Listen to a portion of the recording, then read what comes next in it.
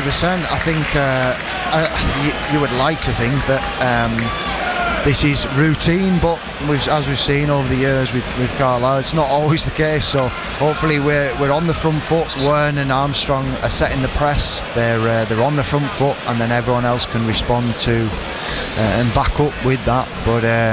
But yeah, looking forward to the game, and hopefully 3 wins on the bounce. Well, it needs to be routine. The referee's just trying to get something to the attention. I think maybe when the ball's on the cones is a bit too close to the goal. Maybe they need to be out towards the edge of the penalty area so players don't run out. I'm not sure. I don't know what the placing is. So maybe perhaps they're equidistant from the corner flag. So out in the corner of the area, who knows?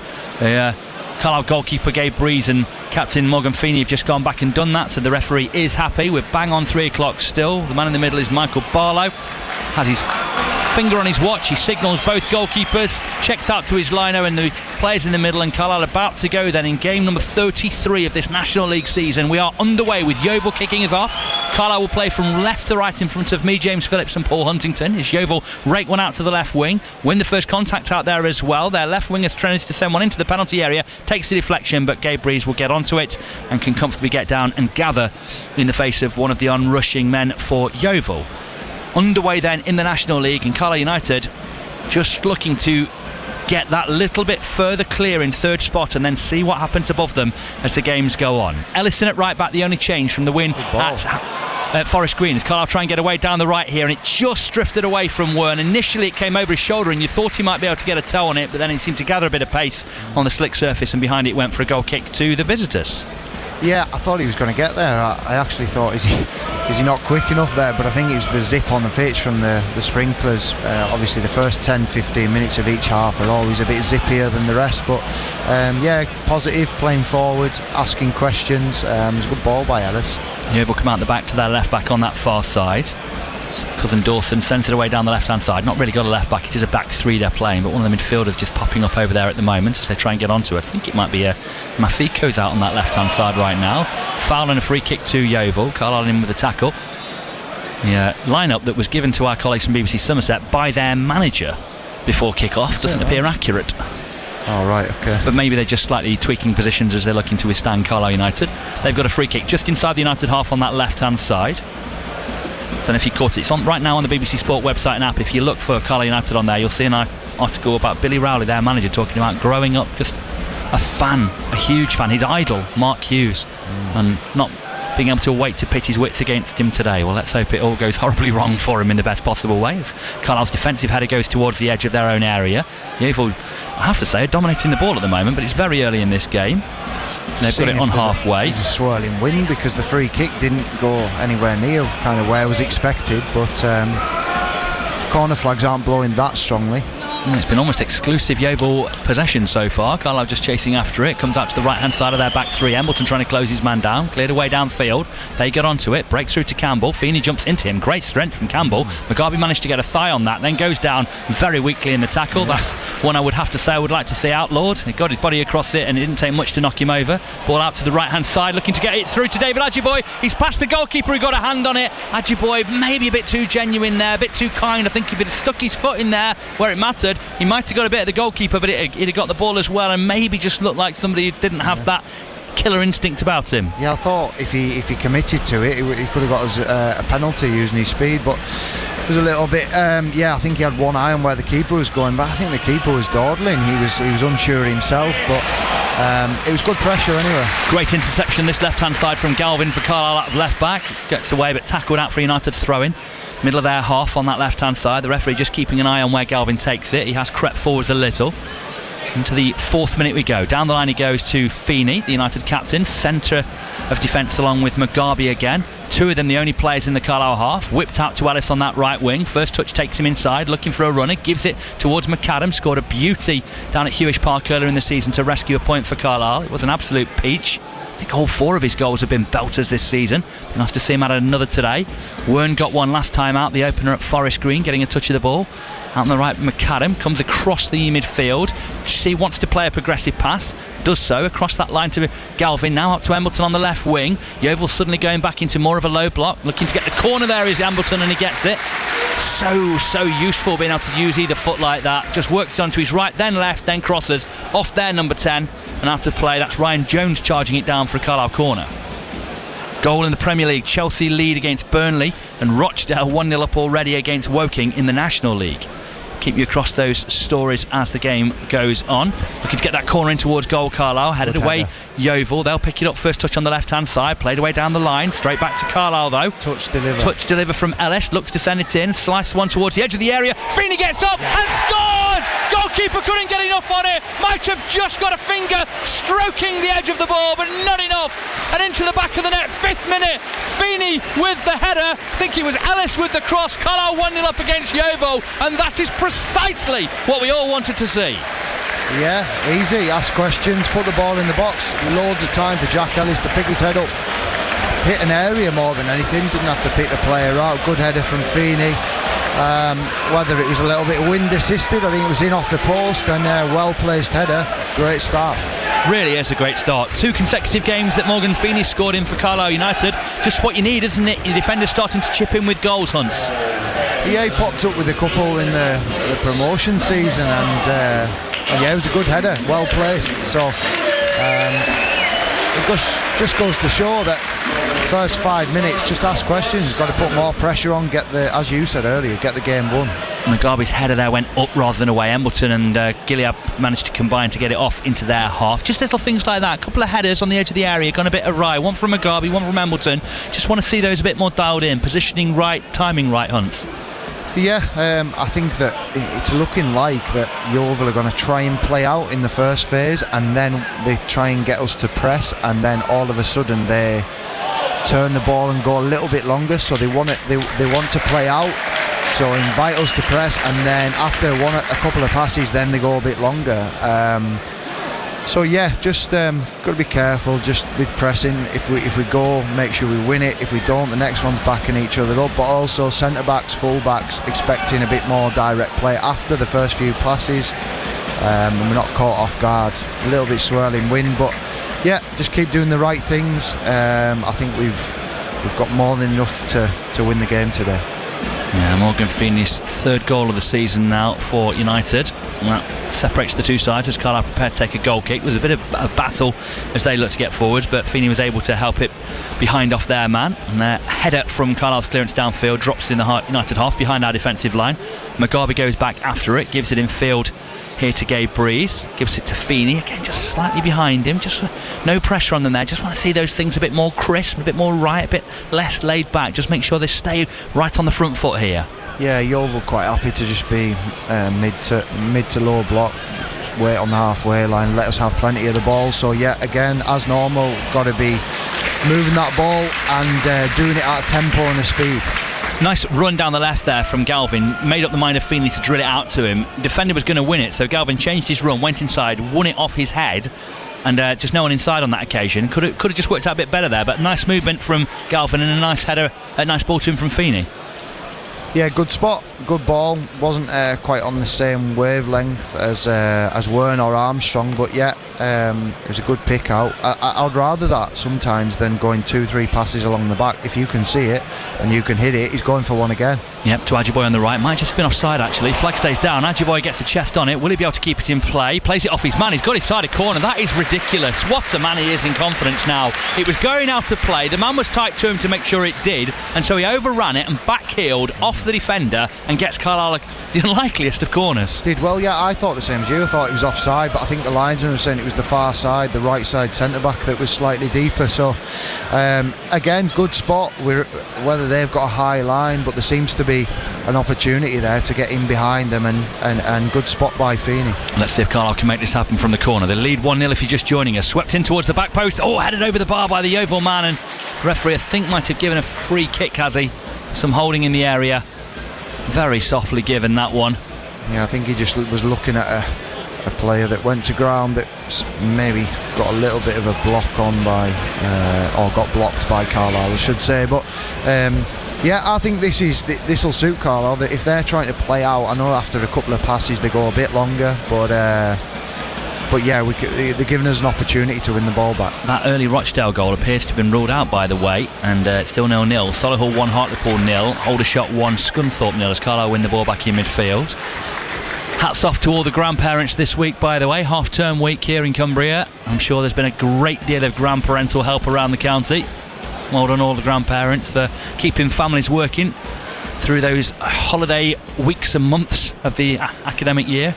Ball out to the left-hand side. Galvin on it for Carlisle United, driving away down the left. It was a good run by Wern as well. Overran it and just didn't, not sure of what to do, and just ran out of play in a straight line. Yeah, the first touch was good off Galvin. I thought he was really positive, stepped in. Wern made a good diagonal run just past the corner of the 18-yard box, and if he'd lifted his head, shaped it down the side, we could have been in. But yeah, Wern always on the move. I think that he offers a good option, and obviously looking to carry on the form that he's been in the last couple of games. 7 points behind York currently, Carlisle. 8 off Rochdale, who are by their standards wobbling a touch. Foul on the far side, you'd think. No, the rest played a good advantage, trying to break forwards here, Yeovil, but have to check back inside on that left, looking to play in behind Carlisle. Mugabe just urging calm as Feeney picks it up, doesn't need to go back to Breeze, can just play forwards, get back on the ball. Yeovil sort of scuttle and scurry back into defensive shape. Don't want to say it too soon, but almost like they turn over the ball quite soon. They don't seem to have a lot of options going forward, Yeovil. It seems to peter out, and then they're quite happy to just contain and be without the ball, try and control it without the ball. And they're really playing backwards at times, aren't they? Trying to get onto the ball in positions where they have a bit more space on it. In their defence, on the edge of the penalty area, Armstrong chasing as Armstrong does, putting pressure on the men in there, and nowhere for them to go. Wern close to his man, well worked actually to that left-hand side. That's really good play from Mafico. And they've got in behind Carlisle down the left-hand side here, and McAdam gets across and makes the tackle, and it goes behind, and it'll be, is it a free kick? Well, the ref's giving a free kick. Yeah, free kick. Yeah, he's going to book him. He's going to book him. Yeah. Well, he thinks he got shoulder across and foot on the ball and played it. Yeah, and the ref's given a free kick on the corner of the penalty area. I think he could have given a corner, but he's given a free kick. But I actually thought when they were playing out at the back there, I thought they were going nowhere here. They were on their edge of their own box, but they worked it well, Yeovil, in fairness to them. Got down the side, and it probably was a good job that McAdam got back, because it looked like he was going to skip away and get a cross in. I think it was McCormick. I'm not so sure it did. I think he could have, rather than trying to make the tackle before it was on, he could have maybe just steered him wide there and allowed players to get back in. But I mean, you're the expert, Hunts. Certainly the ref felt it was a foul. They worked it well. I wasn't expecting them to get that far up the pitch when they were trying to work it around the edge of their own box. It looked like they didn't have many ideas. Free kick to them then on the corner of the area, right-footed in-swinger, whip towards goal. Breeze parries it away, gets great distance out the area, it bounces into the middle of the half. They tidy it back, Yeovil to halfway, and look to send forwards again, looking to get over that United defensive line. Ellis has gone into the ball there, tried to gamble on it. They'll send the cross in towards goal. Feeney wins the next contact out the left-hand side of the area, where Yeovil will pick it up again on this right-hand side with Ryan Jones, signed from Aldershot in the January transfer window. Then they'll send another ball in edge of the area. Armstrong took a swing at it. Carlisle get in there with Galvin, cleared away a bit, not that far. Yeovil on top of Carlisle at the moment, trying to get the equaliser after Carlisle took the lead in the 5th minute. We're in the 13th at the moment, looking to send another left-footed ball into the area. Mugabe had to get this right, headed it into Feeney's ankle. Picked up again, Yeovil out on the left-hand side. They'll cross again. Ajiboye sold himself a bit too easily. In towards goal it goes, and Breeze gathers. And that could have... He took that one at about neck height there. If anyone had got a glancing head onto that one, he'd have been in all sorts of trouble. And as Wern tries to get onto the long ball forwards, it's been brilliantly played there by the number 28, Dakarai Mafico, on loan from Cardiff, a Welsh under-21 international, and you can see there's a little bit of talent there. Yeah, it was good technical play to keep the ball in, loop it over Wern's head, but yeah, it was a bit worrying. We weren't touch tight, and if the ball was slightly lower, he's getting on the end of that, the striker Campbell. But just a couple of our clearances. I think you made a point earlier, James, just about not getting height and distance. Like Mugabe's header there, he's headed it off someone's shin or boot. Needs to go above and beyond and back into midfield, and often you don't need to get so much purchase on it. It's more about timing, and then if you get the right timing, then it'll travel anywhere. So Morecambe take the lead against Eastleigh as Carlisle head away the long ball forwards, out for another throw into Yeovil on that left wing. Not talking to each other there as well. Ellis and McAdam going for the same ball. Just need to speak. If one's coming onto it, tell your mate, tell your teammate. Look at Armstrong trying to chase the man down there. Looked like he was away from him, but chased and forced him back inside and back to halfway. Well done, Luke Armstrong, an inspiration in this Carlisle team. A leader without the voice.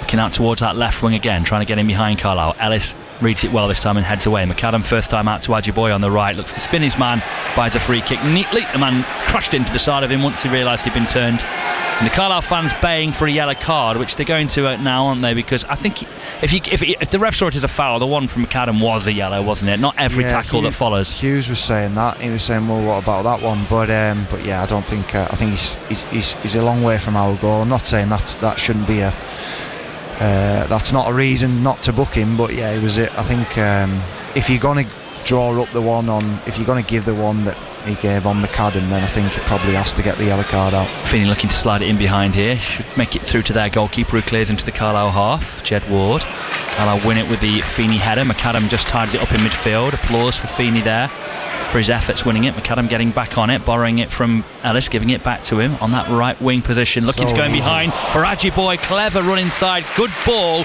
just slightly overhit from Ellis. That will come good though if they keep seeing those options. And Hunt's trying to show me something on a laptop that the screen's not facing me. Sorry, I wasn't trying to say it on air, but Aziz has just scored for Morecambe. Oh right. Down the left.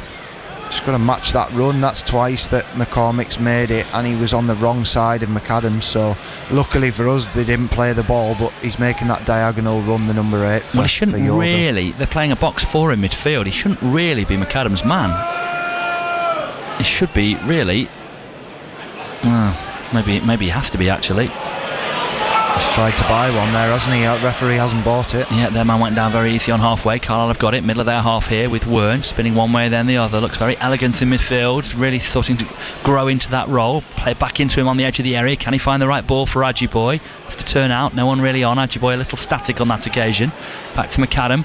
Then out on the right touchline with Ellis. Infield finds the pass to Wern again. Lays it off to McAdam. Might McAdam cross from deep and see what Carlisle can plunder. Down the line it goes to Jack Ellis. Slightly beyond his man. Into Wern just inside the penalty area. It's got to be a penalty. Is a penalty. Lovely touch there. As the man came across, he just poked it through his legs and the Yeovil man went straight through him. Really crass defending from Cousin Dawson, the former Bradford man. No doubt about it. Great feet Wern. Carlisle penalty in the 16th minute. Yeah, Luke Armstrong placing it down.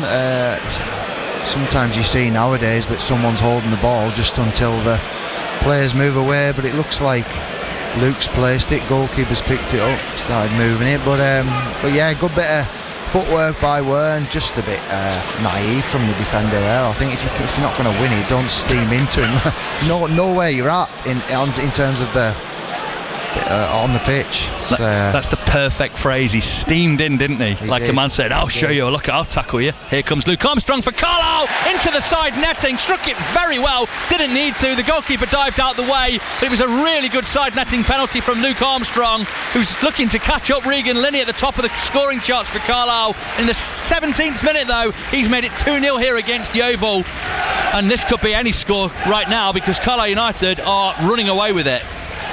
Yeah, great strike by Armstrong, put his foot and his head down, foot through it, top right corner, really good finish. Keeper was never saving that.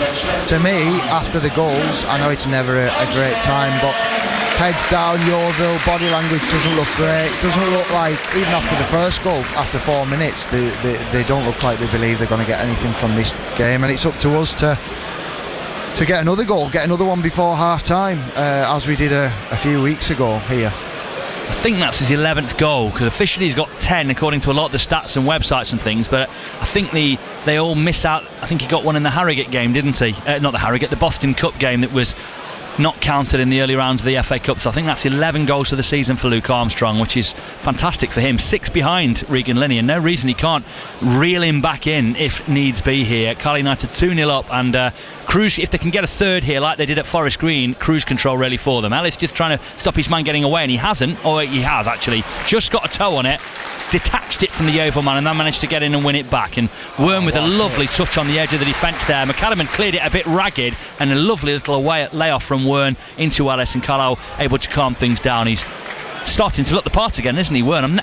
You watch this and wonder how he came out the team, and I know Con Clark was a marquee signing, but you wondered how he came in and stayed out for so long. Yeah, confidence is flowing. I think what a great start, 16 minutes in, and you're 2-0 up, and you're not getting pressed. They're giving you all the time in the world, and even when Ajiboye, we overhit the pass, but it was so easy for him to get in. He made a diagonal run earlier, and it's a case of filling our boots, so hopefully we can get the next goal. Look at Wern popping up in those pockets again, turning up on the right, winning the penalty in the centre, pop up on the left in a minute. Ball comes across the midfield. Incidentally, Armstrong sets him up for the opener at Forest Green, and in winning that penalty, he's got the assist for Armstrong here, so returning the favour. Those two really enjoying this patch in the team. Look at them trying to get beyond the edge of that Yeovil line if Carlisle had just seen the ball over the top, as Kendall have taken the lead elsewhere in today's Cumbrian football. Jamie Luca with the goal. Aldershot leading 2-0 against Scunthorpe. Ball forward for Carlisle this time is a bit heavy from Embleton, looking to get on that assisting act. Not able on that occasion, and it's with Yeovil who try and play him behind Carlisle up to Campbell. Mugabe all over him, probably fouling. Layoff just about found a teammate, so the ref lets play go on. Trips to Hartlepool on Wednesday night, don't forget that one. 7 o'clock start to BBC Radio Cumbria Sport, bringing in that game for you. And then down at Eastleigh, back to the South Coast, Carlisle United go at the weekend. One where you can expect the man to my right not to be involved. Or the man to my right. Yeah, indeed. I won't make that one, no. Only one member of the current team here at Brunton Park is making that trip. Let's say that. In defence with Yeovil, clipball out right. United all over them here, just not knowing what to do. And Hughes has brought it down with a bit of gusto as well. He's really enjoyed that. That's probably his afternoon now. The team could go on to draw 2-2 and he'd be happy. He brought that one down beautifully. That'll be a gift somewhere. Yeah, feeling very comfortable here. I would, if I was in his shoes as well, I would watching this. Yeah, Yeovil haven't really turned up with anything that would threaten this. You think back to the Woking game where they sensed Carlisle were weak, as Armstrong tries to get away down the right, plays it off his man, and the Yeovil man in the end given us a foul. I'm not sure it is, to be honest, and he's making that point. The pair of them were off the pitch, then ran back on trying to chase the ball as it went over towards a corner flag, and I just think Armstrong got there in the battle and won it for strength there. The Yeovil man fell over. Is that not just shoulder to shoulder? Foul. No, I agree. Shoulder to shoulder, yeah. As the defender there, you chuffed. Thanks, Lionel. Saved me well, you're already out of breath because you've just sprinted about 40 yards, but yeah, he doesn't give up on anything, does he, Luke? So it was good, and he's always chasing down. You know, when you're up against him as in training or in a game, you should always know that you're never safe, you've never got time, because he's always bearing down on you. So but yeah, I thought he was hard done by there. Didn't think it was a foul. York lead against Halifax. That's taking them to the top of the table, a point ahead of Rochdale, who are drawing. Still have a game in hand on York and one game in hand on Carlisle as well. It'd be amazing if Carlisle just didn't stop winning now and managed to reel those both in. Look at that pass up into midfield from Feeney. Really confident ball. Gilead looking to release Ajiboye. Cut out well by the Yeovil defence, but just boomed away. One bounce and it'll be through to Gabe Breeze. Tavon Campbell just jogging through the motions there. Yeah. No hope or heart of getting there. It was a confident pass by Feeney, wasn't it? Obviously McAdam had a man up his backside, but he was... You don't see that much. It's often along the back for the centre backs with Carlisle. So obviously feeling really confident, and Feeney's had a good range of passing this first 22 minutes. And you can sense when a team's not up for it, can't you? And I wonder if they sense that they can just play through Yeovil any way they want to. McCarby arguably just fouling his man on the right touchline again there, and the referee was looking. Then Feeney's been pushed over by Campbell, and the referee watching that as well. A little bit creeping into this game. Maybe Yeovil can't put a glove on Carlisle in a football sense, but are trying to land a blow, although Mugabe is involved in a couple of those incidents himself. Feeney up into the midfield. Embleton comes very deep to get onto it. It's McAdam out on that right touchline, back into the centre of defence for Carlisle with Mugabe.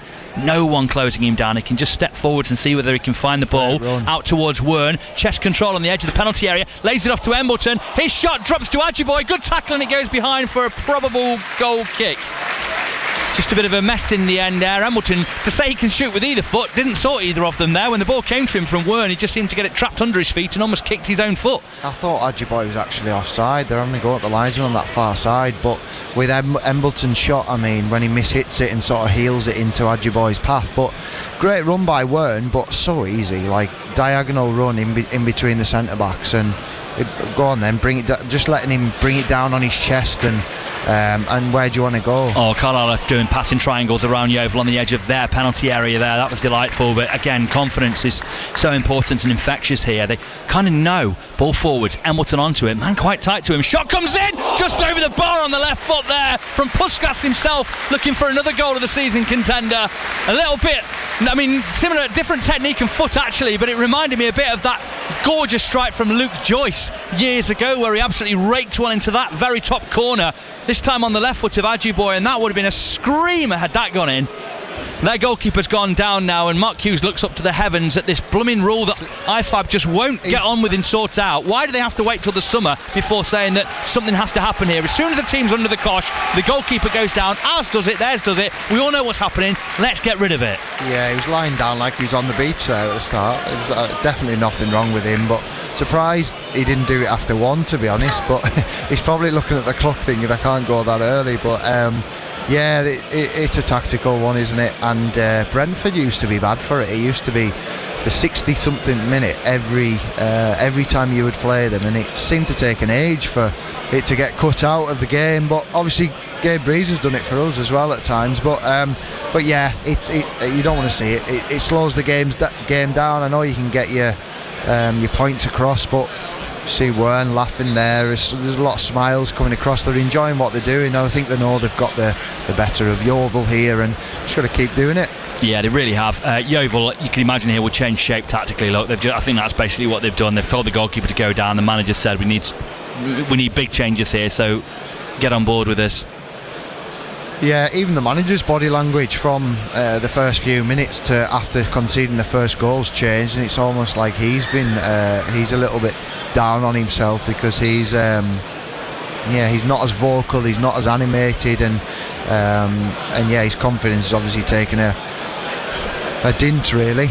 It's a rule change, incidentally, the goalkeeper thing we'd like to see all across football for any Glovers fans with us. Carlisle have won it back high up again there. Wern dragged back when he could have played it. I thought that was one drag back too many from him there. Could have gone to Ajiboye a bit sooner. Does get it. Sharp feet on the edge of the area because he'd initially let the ball run away from him. Embleton gets it onto his left foot, guides for the top corner, and it's becoming a bit like shooting fish in a barrel for Carlisle. Yeah. They're just finding angles, and they're all trying to shoot, all trying to get in on the act. And actually right now, we'll see what the game's like later on, but right now I feel a bit sorry for Yeovil. Yeah, it feels like one of them that we could get 25-30 shots today, and you think if we even take not even half, a quarter of those chances that we create, I think that in terms of real good chances, I mean not half chances that go over the bar or fly wide, I think that there's a chance to get 5-6 goals here if we continue as we are, and continue to play on the front foot and move the ball quickly. I think that we've looked more confident. I don't think Yeovil have been very good, in all honesty, but I think that Carlisle have moved the ball a lot quicker than what they have been. Whether they've took the confidence out the last Steps two up. games, yeah, and it's good to see. And they're chasing as well, aren't they? It looks unlikely they'll catch York and Rochdale, but they're chasing now, and they know that they're through the toughest games they'll face this year, and they're into a 14-game run here where the highest placed team they'll face is currently Halifax. So easy there. We weren't just dropping into holes. He's played. Mugabe's played him the ball. Just take it down, turn, run with it. It's so passive from Yeovil. You've got to get closer and make it hard for players. If you give players time and space, then they'll hurt you. They mauled Braintree earlier in the season here, Carlisle 5-0, and it felt like that game got away from Braintree a bit more than United, but absolutely all over them. This one at the moment, though, feels like Carlisle could just run out of sight, but we'll see what Yeovil can respond with. You played there for a couple of years. It rebuilt your career after Leeds, as you said earlier, Hunts. Cracking place to go. Always lovely people down there. I've seen some really good Yeovil sides. That one that went so far up English football in the last decade. And I remember that team that had Ryan Mason in it, demolishing Carlisle 10 or 15 years ago. Wonderful team that was, but today's team doesn't look even as good as the one we faced earlier in the season. No, definitely not. I think that they've got a decent following as well, and they're such a nice people. I saw that the defender was shepherding the ball out for a corner or a throw in there, and they were clapping him. Good feet, Ajiboye. Given the state of the game, that would never normally happen. Good feet, Ajiboye out on the right. Carlisle get it back on halfway here with Feeney, then out to the left, and Embleton steps inside off the left touchline, runs across the midfield back to halfway, gives it to Mugabe out on that right. McAdam looks to start things from that almost right quarterback position there. The ball just about made it to Embleton there from Ellis. Then a nice one through to Ajiboye. Good touch away from his body. Really shapes it out. I'm not sure what he's looking for there on that left foot that he does like to shoot on. The big pass, maybe not quite in the skill set. Yeah, it's almost a little bit easy because we've got that much time on the ball. Everything we're trying is coming off 1-2 touch, and he's maybe just took his eye off the ball, or thought, I've got to whiz this across the pitch, and took his eye off it and overhit the pass. But yeah, it does seem a little bit easy. So but good to see. Got to stay on the front foot, keep doing the right things, good habits. Galvin trying to pass through his man down the line there, and Gilead has to poke it out of play. Just slightly too casual that from Galvin. There have been a couple of moments. That one from Ajiboye, not something you'd expect to see him do in a tighter game, a tougher game. Just slightly overdoing it, getting a bit too excited. So let's stay on top of the situation, Carlisle. 30th minute. A punch drunk first half an hour really for Yeovil.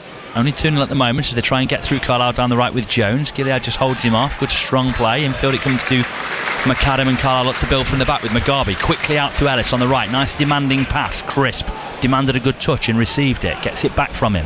Looks square to Feeney. Again, no curly ping about it. You see that one bounce and it's back with Feeney. Even Wern dropping in. Everyone wants the ball. Yeah, Werns was a bit of a languid pass down the right now, looking to release Ajiboye. Man gets around him, loses the ball. Ajiboye's there at the byline, drills it into the middle, goes across the face of goal, and that's a really soft corner. They just don't know what's around them there. Ajiboye kept that alive. Really good work from him, but they should have dealt with that. And as you say, they didn't know what was around them, and it was a good area put in by Ajiboye. I think that normally Armstrong's there. He did make I think it was a front post run, but asking questions and making them defend, and yeah, they definitely look shaky at the back, Yeovil. Yeah, their analyst is just down below us here, and Lord only knows what he's making of this. That is a very loopy corner to the back post from Carlisle. Feeney trying to get onto it. Yeovil get the first 2 touches. Galvin nods it back to Ellis on the edge of the centre circle. Square of him is Wern. Looks through over his shoulder and immediately knew that Embleton was on. Gets it on that left touch line. Works it onto his right. Clips the ball in. Looking for the flick on towards goal. It was good from Armstrong. Maybe just a little heavy. Or Feeney might have been able to get onto the end of it before the keeper did for Yeovil. Brighton have taken the lead at Brentford in the Premier League. Brentford 0, Brighton 1. The goal from Gomez. João Pedro, incidentally, I got that Chelsea goal. They lead 1-0 against Burnley. Yeovil just have it with the centre of their 3 defenders, Skura. He gives it to the man on the right, just trying to play around Carlisle. Carlisle have nicked it up here high 2 or 3 times, but they've fed it out to the left wing. They've broken out, sort of, although they're still all behind the Carlisle press, allowing United to get onto it if they want to. Ball out to the right wing is really tame, and so is Galvin's header away down the line. Easy head there to Embleton. It was just a cushion header straight in front of him. He flicked it. I don't think whether he's meant to do that, I'm not quite sure. I don't think he intended to, but it was a straightforward cushion header straight in front of him. McAdam, square pass to the right, allows Ellis to move forward into a lot of space in front of him. We seem to have a lot of space down the sides, don't we? Like, we switch the play and we've got Akers. Yeah, their wing backs are not really getting forwards, and Embleton there could have gone after that a lot sooner. If this drifts out of play, well, he's got into the tangle with his man and forced him to play it, but he turned and almost had a go at whoever made the pass to him there rather than getting on with it. Weren't caught actually there. Yeah. Referee says no. I'm very surprised at that one. Maybe feeling a bit sorry for Yeovil himself there, and they'll try and break through with Jones. Really poor ball, really wretched, nowhere near the man McCormick running in from the left. And yeah, they all sort of look around at each other, and their body language is really poor. They're not communicating. They don't seem to be confident in what they're doing. They don't seem to be able to deal with setbacks, and not responded well, Yeovil, from even the first goal. It's seeing them drop to 5 points above the relegation zone. Braintree are losing themselves though today against Altrincham. Morecambe do lead though in their match against Eastleigh, but not a great show this from Yeovil, but just what Carlisle United wanted. I mean, just what you pray for, isn't it? You want to stay on top and beat a side that come and play here against you, but you don't expect this sort of performance from a visitor. We've not come to expect it this season. Galvin trying to win the header. Well won though by their right side centre-back Ferguson, and he gets the free kick quite rightly. It might have been the number 10 Jones actually there who was in that tangle with Galvin. Former Aldershot man. Also had time with Bristol Rovers and Bromley. He was starring in League 2 this year. Don't know if it's cheek getting all the goals for them again. He was cracking for them last year as they were didn't score against us, James. wouldn't shake hands after either. So no, he's good goal scorer. I think it was his first year at League Two. Did well last year. So and yeah, as you said, did well last year, having just came up, and then going well this year. Real physical team. Like ask a lot of questions, long balls, long throw-ins, long free kicks.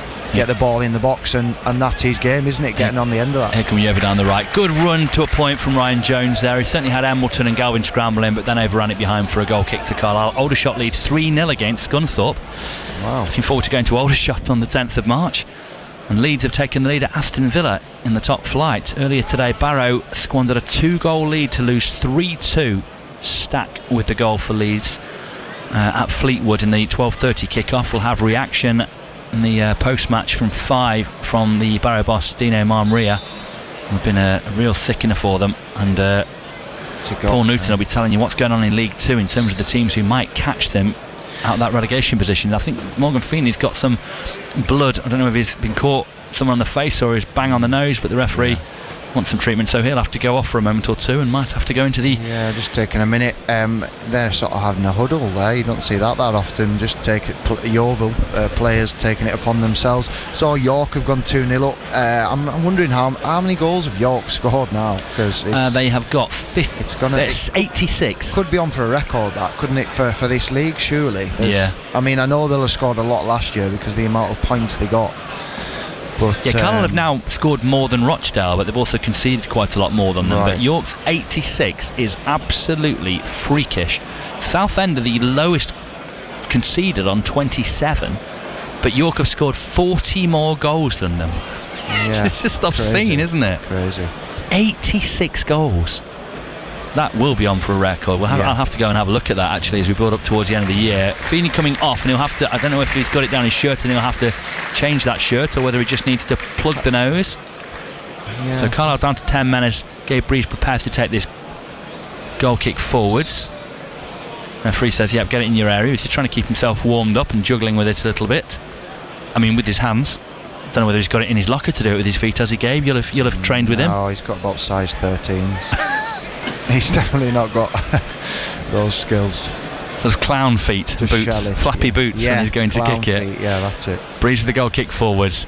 Real swipe at it downfield. Feeney's still off at the moment as Armstrong goes and wins the chest out, looking for his mate at right back, but beyond Gilliard, who had popped in there. Feeney wanting to get back on, still waiting for the referee, who's still not turning and acknowledging. The fourth official in communication with him. Don't know how long there is to go. Feeney just going down the touchline, wanting to get back in defensive shape. Referee still not letting him back on. How long is he going to be made to be off the pitch here? Cross to the right wing they come. Feeney still waiting to get back on this right touchline. Not allowed to tackle the man. Not allowed on the pitch to do anything. Still waiting. Now finally urged back on there. Dear me, that felt like a long time. They've got the ball out to the left-hand side, trying to attack Carlisle United here. They've gathered it by the corner flag. Feeney just about gets back in. He has actually been called on now. I think they've missed it. Ball into the penalty area. Head towards goal that Breeze gathers. He did call Feeney on there, to be fair. And I think that's what the Carlisle coaching staff are saying. He's saying the fourth official missed it. Somebody from the Carlisle coaching staff has run down the touchline to say that. You've missed the referee, so he could come back on there and held him off. I thought they were mic'd up. Where the heck is the communication there? If they'd have scored from that, there'd have been bedlam in here. Exactly that. They're supposed to be mic'd up, whether he's not heard him or he's been too busy watching the game. It didn't look like he was looking towards the referee. Usually he signals and speaks on the mic, but can't see if he's got the earpiece in. That member of the Carlisle coaching staff has just gone 30 yards down the touchline to have a go at the fourth official there. You can tell he knew he'd done a rip there. The fitness coach. Was it the fitness coach? Yeah. Because that should have been a yellow card, really, shouldn't it, for coming that far outside your box. Yeah. He's still talking to him now. The fourth official's calming it, saying calm down. But I mean, you can tell they realise they've made a mess there, because that should have been a yellow for him. He's saying, do not speak to him. He's maybe saying, I didn't hear it. Oh, and he just held his hand out to shake hands there, and the fourth official turned it down. Oof, a doings on the touchline. Anyway, if you're watching this one on the stream, probably none of that was in your eye shot, but it was the cameras, I'm sure, on where the ball is, which is just in the middle of the park and a throw into Yeovil. But the drama was on the touchline down below us, and their manager, Billy Rowley, just sort of shaking his head and looking back towards his benches. Rochdale are now 2-0 up against Woking elsewhere in that top. So Carlisle struck first blood in the top three, but York and Rochdale have both responded, and the top three are all winning 2-0 which is a mark of how well their seasons are perhaps going. As the ball goes down the left from Galvin, I feel like Embleton could have committed a bit more to that. I don't think that was a terrible ball, actually. I think if that's were, and then he makes his mind up, I think that he just sets off and goes, commits to the run. I think Embleton's sort of done it half-hearted and thinking, will he, won't he? Galvin's, fair enough, he's fizzed the pass in, but poor pass out of defence again from Yeovil. McAdam picks it up right of their penalty area, has Wern in field, goes to Wern, nice sidestep around his man, just left him for dead, little check turn as well, jinky movement from Wern. Pass actually not that good off to Gilead, meant that Gilead had to retrieve it. Again, spins out of trouble, plays it back into defence. Carlisle keeping possession. Yeovil looking to come out towards the two centre halves who try and put a bit of pressure on them. A bit more, wasn't it? They've been quite passive, but he sort of jumped a little bit there, McCormick. But it's almost one of them. I'm thinking, just being an ex-centre back, I'm thinking Feeney and Mugabe, it could be a game where you get 100% pass completion. And I'm not saying just go to each other, because you've got to commit to a diagonal. Might see one here, no. But because you've got that much time on the ball, you can ball forwards out to the right, looking for the run here of the Carlisle man. Is it Ellis? He's tried to lift it over. Is it Ellis? No, it's Wern. Took it on his chest, and as it's dropped, he's tried to rifle a volley in towards the back post, and you heard that from someone behind me there. That's exactly the summary it needs. What a great effort on goal that was. Brilliant. So easy. One floated ball again by Feeney, diagonal run from Wern, spotted it. It was almost like Mark Hughes-esque, really. He was the king of volleys, wasn't he? So he came away sort of smiling, looking towards the paddock, but yeah, so easy to get in, and yeah, hopefully we can fill our boots today, and the goal difference might make a difference if we are going for third. Yeah, excellent pass and run from Carlisle. Forwards again down the right, looking to exploit the pace of Adjiboye, who's been quiet largely so far this afternoon. Turn back in field here. Goalkeeper Armstrong's come and won it back, and who's it come off? Played off Armstrong in the end, and it is, well, the ref's given a corner. A horrible mess at the back. I think it was a goal kick, actually. I'm not quite sure how the ref spotted that. The lino certainly didn't, but the ref chose on it. But what were they doing there? Why is he trying to let it run, a back pass run through to the goalkeeper? Just get rid defender. He left it to the keeper, who couldn't pick it up, had to play it right in between the two of them. He didn't even see him, James. Didn't even see Armstrong. He didn't even know he was there. He was just waiting for the goalkeeper and just hoping. And as I said earlier, he doesn't give up on anything, so you should never just assume that he's not going to be hunting you down. Embleton corner, whipped at the near post.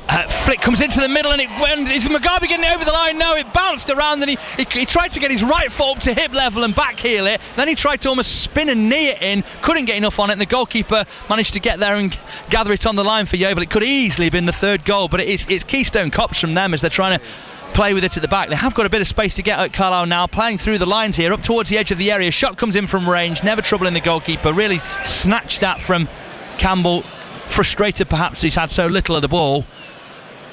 They were giving us 2-3. They were like, go on then, do you want to tap it in?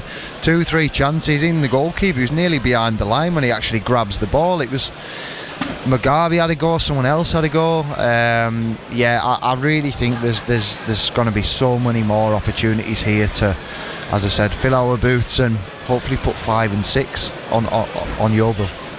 Well, just in the quest for the third at the moment, Feeney and Armstrong with the goals. They lead 2-0 here, Carlisle. In the 5th and 17th minute, filling age away now. York 3-0 up now against Halifax. They're homing in on 90 goals for the season. Might get it today against Halifax, who, by the way, are the team in the final playoff spot. You know, if Southend take the lead, they'll go above Halifax. So this is not a Halifax side who are going there just wanting to keel over for them.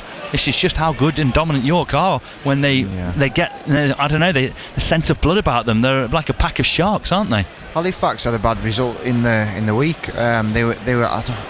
Did you say they're just in the playoffs? Yeah, so final spot. So it's between them, and I think Southend have got a couple of games in hand, but they got beat at home off Gateshead, and I was surprised by that. I thought that they would be looking to extend their gap between them and Southend, but obviously not. And then looking like they're going to get well beat unless they can do something drastic. Well, Halifax 7th, Southend 8th, Hartlepool 9th, all drawing. Hartlepool have just come from 2-0 down though against Solihull Moors, and they've got a bit of a break on here. Waiting for each other. Down the right-hand side, they've got men over here. If they get it out to the man on the right, coming in from that right-hand side here, Jones gets the shot away, and in the end it goes behind for Carlisle man. And Carlisle were just a bit slack there as we were going through some of the other permutations, just letting them through a bit too easily. Why, after that incident, why are they not having a go at each other there? They've left the ball for each other. McAdam's left it for someone. It's gone out for a corner. Surely then you have a reaction and say, like, you have words between each other. I'm not saying like it needs to be like swearing and screaming, because we're comfortable in the game, but sort that problem out. There's just nothing been said there. So why have you not sorted that problem so it doesn't happen again? Yeah, put that fire out a little bit. It's like odd to just accept what's just happened there. Corner for Yeovil here. Both arms go up in the air as it swung in left-footed, sort of dug ball to the back post. Looked like they were holding a Yeovil man in there. A little bit. To be quite honest, shot comes in from the edge of the area, takes a deflection, falls on the right-hand side, and just kept in play. And they'll try and get the cross in here, in towards that Carlisle penalty area. It's a good ball. Carlisle have headed it off their own man again there. This time Armstrong hitting Embleton with it, and in the end it goes through to Breeze. And a little uncomfortable that, and felt more of Carlisle's making than of Yeovil's good play. Although they did get forwards with a bit of gusto there, and sense that Carlisle might not quite be on it defensively. Armstrong in the challenge with his man on the far side there, nearly wins the ball in between four of them. Goes back to their goalkeeper. Ward gives it out to the left of the back three, Cousin Dawson. Had a very shaky start to the game. Wants to pass it off to one of the midfielders, but they're being marked by Carlisle forwards. Reminds me a bit of the game against Altrincham here. They're just quite happy to play it along the back, play 5-6 passes. I know they then try and go a little bit longer with the midfielders running on, but they're quite happy to just accept that they're not going to have spells with the ball, and when they do, they'll try and play out from the back but not really go anywhere with it. In the final 30 seconds of the first 45, the referee just spun a trip there, and it was from Armstrong. All effort and genuine endeavour from him, but he did put his foot across the man as he was about to kick the ball. Back across their defensive three it goes, then from the right one to the left one, and they'll look forwards again. Carlisle just sitting in that defensive shape and just saying, well, come at us then. Embleton drives in, and then his man breaks out. And they're the gaps that you can leave open if you get out of that shape. But Carlisle managed to win it in the midfield, laid off Embleton. 4 minutes time added on at the end of this first half, and Carlisle have turned over possession a bit cheaply. Gilead trying to win it back here. Campbell up towards the edge of the penalty area, lays it off for a teammate, trying to find the angle for the shot. Carlisle smother it. Werning with the tackle, couldn't take the ball though. Still trying to find space for the shot. Out to the right, now into the centre, over to the left of the D on the edge of the Carlisle box from Yeovil here, trying to get around Carlisle. United not thundering into the tackles on the edge there. Gilead tries to get in. Referee spotted what he thought was a foul. Gilead dangled the leg. Campbell went over it. Free kick to Yeovil. Is he reaching for a card here, or is that just magic sprays maybe taken from the utility belt? It's his Batman. No, it's magic spray out. It's quite far out. Whether he's going to... Yeah, it looks like he's... Well, a couple of them in conversation whether they're going to have a dig at goal here. Brighton 2-0 up at Brentford now. Welbeck with their second goal after going ahead through Gomez. Small 10 yards, that, I think. Looks more like 8 or 9 to me. They're going to creep forward anyway. They just kick the spray off, don't you? Is that the way to do it? Wow. Little layoff. Shot comes in, charged down by the man nearest, and Carlisle might just get a break on here in first half stoppage time. Out to Wern on the right hand side. He's tried to chip the goalkeeper. It's going wide. Had good distance on it. The line slightly off there. Wern trying to catch the keeper off his line, and listen to the applause around. I mean, there have been a couple of things that have been a bit too casual, a little lackadaisical as the half's worn on here, like the way that free kick was given away and the passage before it. But Carlisle are playing with such freedom here because they just recognise how much better than they are than their visitors. Things like that, the volley from the right from Wern, trying to chip the keeper there. Crowds come for stuff like that, don't they? Yeah, he's looking confident. He looks at from the games I've seen. I've not really seen the Wern that you kind of have talked about in the past, apart from the last couple of games, and it's good to see. I think that he's feeling confident. Galvin snicks it to Wern. Armstrong on the edge of the area, lays it off to Embleton. Still has Wern in field, gives it to Wern, the go-to man in there. McAdam wanted it square. Wern turned that down, goes out to Ellis, coming up towards the right-hand side of the penalty area. Ajiboye not really showing for him, so Ellis has to turn out of trouble. Spins around his man, back to Wern, gives it to Ellis again, up towards the edge of the area, slid in, finds Galvin. Third goal, what a goal that is! One of the best passing moves you'll see this season. Certainly not quite up there with Ajiboye's wonder strike at Forest Green, but a great team goal from Carlisle United, beautifully constructed, with Wern the absolute linchpin in the middle of it, and Ellis as well finding the final pass in towards Galvin, who scores his first for United. What a goal! 3-0 first half stoppage time. Carlisle are routing Yeovil. Ellis 2 assists, does really well, drives with the ball. We know Galvin likes to get forward. There's acres of space to play the pass, but credit to Jack Ellis. He's driven with the ball, he's stepped in, he's seen that gap, and he's picked out Galvin, who's continued his run.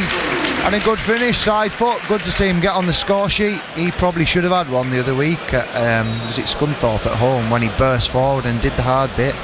Just blazed it over into the Warwick Road, but good to see. And yeah, that's great timing, right on the stroke of half time. And I think it kills off any small hopes that Yeovil will have had at half time. Yeah, it really might. Just a little bit of a spell where Carlisle looked a little slack, and you wondered if Yeovil might sense that they could creep back in, but that's certainly over now. The way that they combined and passed it around there, if I can give Carlisle a bit of credit, shades of the way that the Yorks and the Rochdales play, just triangles around players, just pulling them apart. Yeah, it's like against Yeovil today, it's almost like that we have 2 or 3 players extra in every scenario. It's like we're on the move, we're front foot, and Yeovil seem to be a couple of yards off or more all over the pitch, and being very reactive. But yeah, it was a good passage of play, and we saw earlier from early on, since we've got the first goal, that looking really confident. Oh, nice playing behind there from Yeovil, and Feeney had to be at full stretch to block that one away. Ellis clears it up towards the edge of the area. That's a booking. Yeah, I think that should have been. The referee over on the far side, it's played by Ellis, comes over and he's just going to come and check in on Jack Ellis, but it was really late, wasn't it? He's followed Ellis played through, it as Ellis has cleared it, or side foot past it, he's just gone to go close him down with the studs and got away with one there, because normally that would be a booking. Yeah, and he makes Breeze come all the way up his goal to take it, and then he's just going to blow. Why not just blow now? Yeah. Just say, yeah, that will do us. Yeah. Let's have half time. Yeah. Beyond the 4 minutes added on because of the goal Carlisle have scored within it, but almost at the end of the 5th, downfield, half time. There you go. Well, he's not a feature of the referee, it's Michael Barlow in the middle. The fact that I had to look and check his name shows that. Applause all around Brunton Park. Rich and deserving and deserved by those Carlisle players. A really good first half. I hate to say this because I know that we'll have some Yeovil fans probably watching the DAZN stream today, but even though Carlisle beat Braintree 5-0 earlier in the season, I think this is the worst showing I've seen from a visiting team this season. Really have struggled to turn up. I don't know whether they've been frozen in the spotlight here, but the Carlisle players have looked hungry to get more goals, and the second half might offer more for United and more fear for the Glovers. At the interval though, through the goals from Galvin, Armstrong and Feeney, Carlisle leads 3-0, and that's as comfortable a game as you've seen. In fact, it reflects on what you might have hoped the National League might have been like for Carlisle this year, and for the most part it hasn't. It hasn't been plain sailing. This one has. Yeah, Yeovil have looked out of sorts, not lacking in a lot of areas really, defensively really poor, not had much attacking threat. We could see that earlier, that they were just happy to contain and sit in their own half, which is fine, but you've also got to have a threat on the break or build your way into a game. Credit to Carlisle, got the goals, punished them for the opportunities or space that we found. But yeah, I was just looking down, the players coming off there, the likes of Linney, the players out there as well, especially the attackers, they'll be thinking, I'll get my numbers up here in terms of your goals and your assists, and the players out there, they won't want to come off at 70 minutes when the game's done, for example. The players that are on the bench will be wanting to come on earlier than maybe normal to try and get more opportunities. They can see that they can fill the boots, so I think there's more goals here for Carlisle. Wern was really looking the part in there, isn't he? Yeah, looking a different player really, because I think that's why he'd been more of a bit part player. I think that when you compare him to the impact that Con Clark had initially when he came in, and he was goals and assists, and I'll be honest, I didn't really see that with Wern.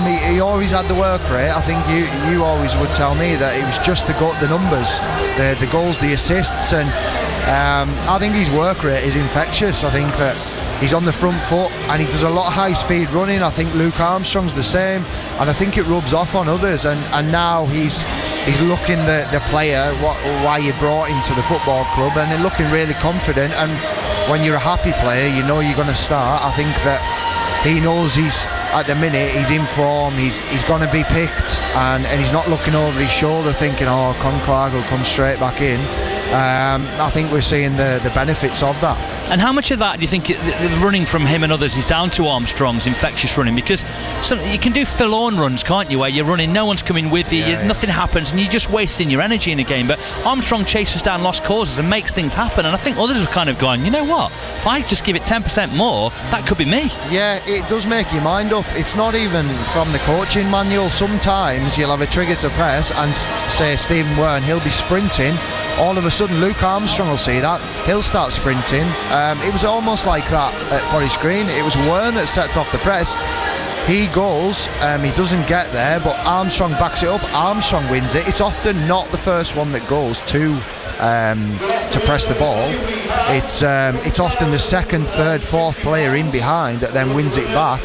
I would always love to have 11 grafters, and them trying to play out, I think, suits us down to the ground. I think we saw that with Forest Green. If I was the Yeovil manager, I'll be honest, after watching Carlisle against Forest Green, I'd have been saying don't be risking the ball, because Carlisle will be on you with Armstrong and Wern in the press. So I think a little bit naive there. And the penalty, that was naive. It was just as I said, steaming in. Didn't need to do it. Got to have short steps, move your feet. You can't, if you're not sure and you're in the penalty box, got to move your feet and make blocks or stand off. Can't always win the ball.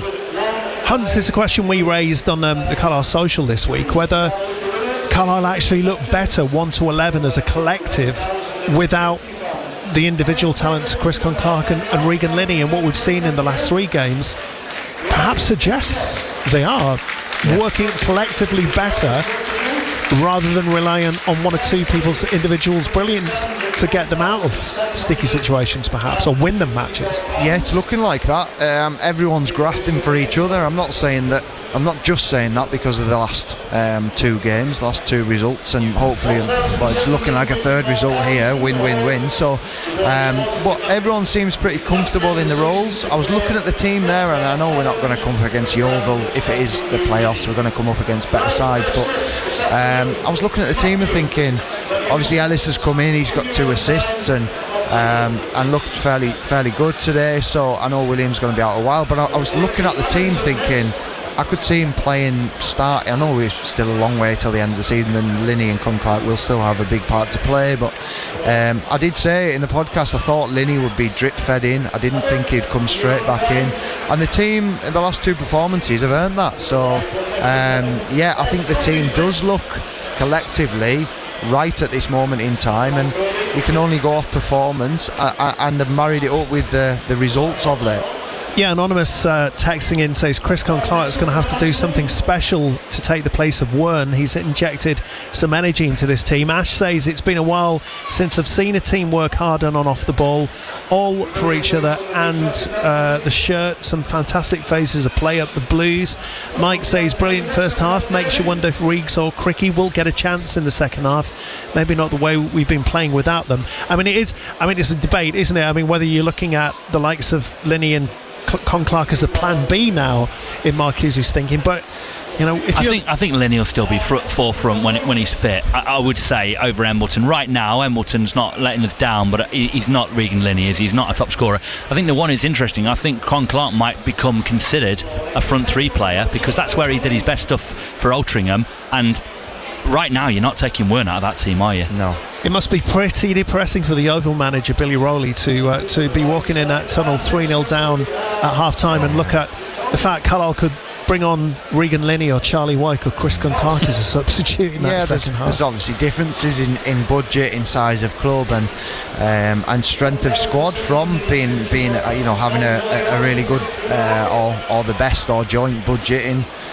You would think in the National League. Obviously we're a football league club, in being honest, and I know Yeovil has been in the past, but you could see from his body language down there that even after the first goal and then the second goal and then eventually the third one, he just sat down and he almost is resigned himself, and that's rubbing off on the players. I often think that it's easy to be stood out there when you're ahead, you're winning 1-2, 3-0 and everyone wants the ball, but you need your manager stood there encouraging the same when it's 0-0 and 3-0, because yes, this game might be gone, but you're in there. I said last week about there was a game for Bradford last season where we lost at Notts County.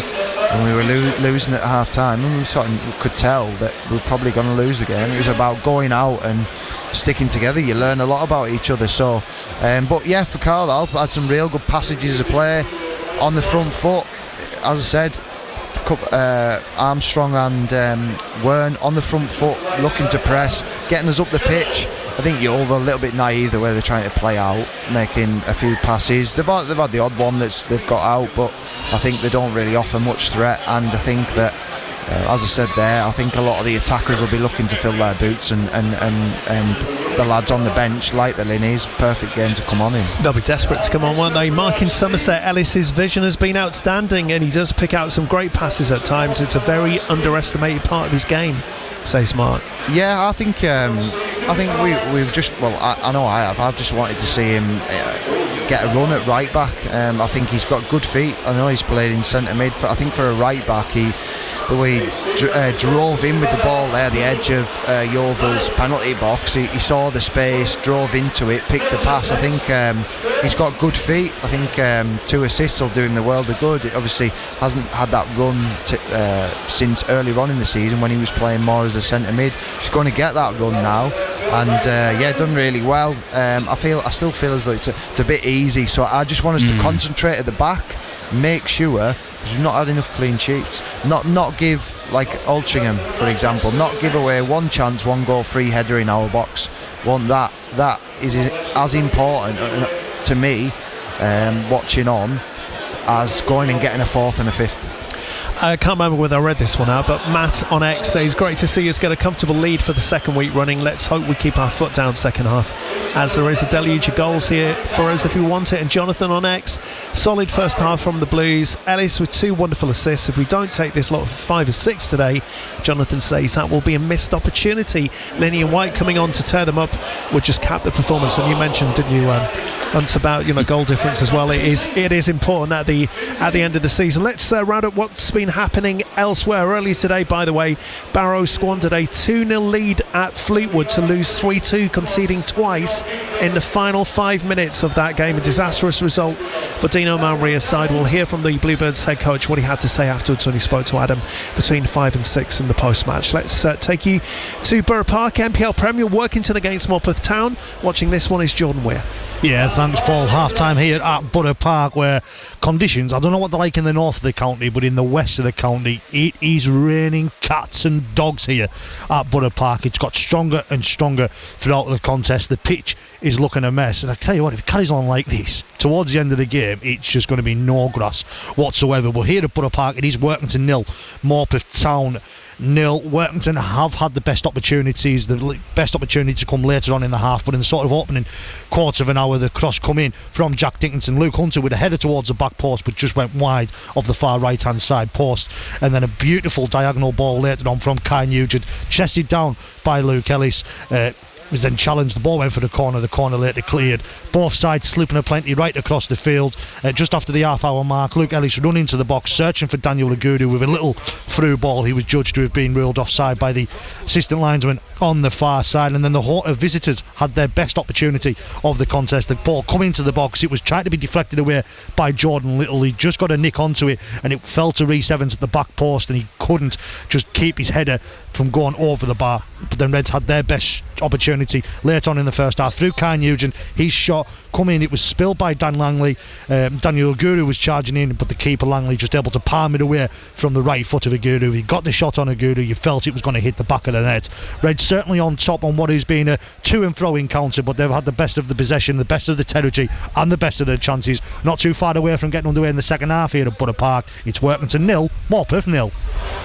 In the Premier League, Aston Villa trailing 1-0 at home against Leeds United. Brentford trailing 2-0 at home against Brighton. Chelsea are 1-0 up at the break against Burnley. West Ham against Bournemouth at 5:30, which is followed at 8 by Manchester City against Newcastle United. Let's take you into the Northern League. Kendal leading at the break on the road at West Auckland Town. Gary Woodworth. Yeah, West Auckland 0, Kendal Town 1 at the interval. The goal on 18 minutes came from a throw-in. Josh Winder heading on to Jamie Looker, who beat Wilkinson at his near post for his 11th of the season. It came after the first big chance of the first half came to the Black and Ambers. Lee Robinson fizzing a ball in from the right-hand side of the box. Wayne Whitfield right under the crossbar somehow couldn't convert. We also had a Craig Moody shot that went wide after a barely canny mistake. Other than that, it's been fairly comfortable for Kendal in the first half. West Auckland ended the first 45 down to 10 following a yellow card for dissent, but Kendal couldn't profit further. 3 minutes played second half. West Auckland Town 0, Kendal Town 1. And let's hear about a convincing victory for Kendal in their Cumbria Cup semi-final tie against Cumbrian rivals Penrith this afternoon. 55-15 the full-time score. Watching this one at Minbridge has been John Gibson. Yeah, well, the conditions were pretty awful towards the end of this game. In the second half, consistent rain, the pitch cutting up, made it hard work for both sides. But by half-time, Kendal had really got enough of a lead. 21-0 up at the break and going well. But typical Penrith, even with all the changes and unavailabilities and injuries that they've got, they're a side that never, ever give up. And they scored 3 tries in the second half through Howe, Tunnicliffe and Wilson to at least give them some sort of respectability. But by then, Kendal were already out of sight. They outscored the visitors by 8 tries to 3, and it was a comprehensive performance, completely in contrast to the one at Winters Park last week where Kendal did win, but the performance was shocking. Today it was absolutely excellent to a man, including all the substitutes, and a thoroughly deserved victory for the home side. They go on into the final now, but both Penrith and Kendal have got much more important business in the league campaign next week. They both need league points, and at the moment they're both still not out of trouble. But today, Kendal take the plaudits. They're in the final, and they won it by 55 points to 15. Latest in the Championship Rugby League, Sheffield Eagles leading Barrow Raiders by 10 points to 6. That commentary continuing on the BBC Sport website. A quick update on another goal at West Auckland against Kendal Town. Gary Woodworth. Equalised for the home side from the penalty spot. Craig Moody converting, sending Cheese in the wrong way 4 minutes into the second half. Home side on the attack again. It's West Auckland Town 1, Kendal Town 1. The sound of local football. Carlisle and Barrow. Exclusively live. BBC Radio Cumbria Sport.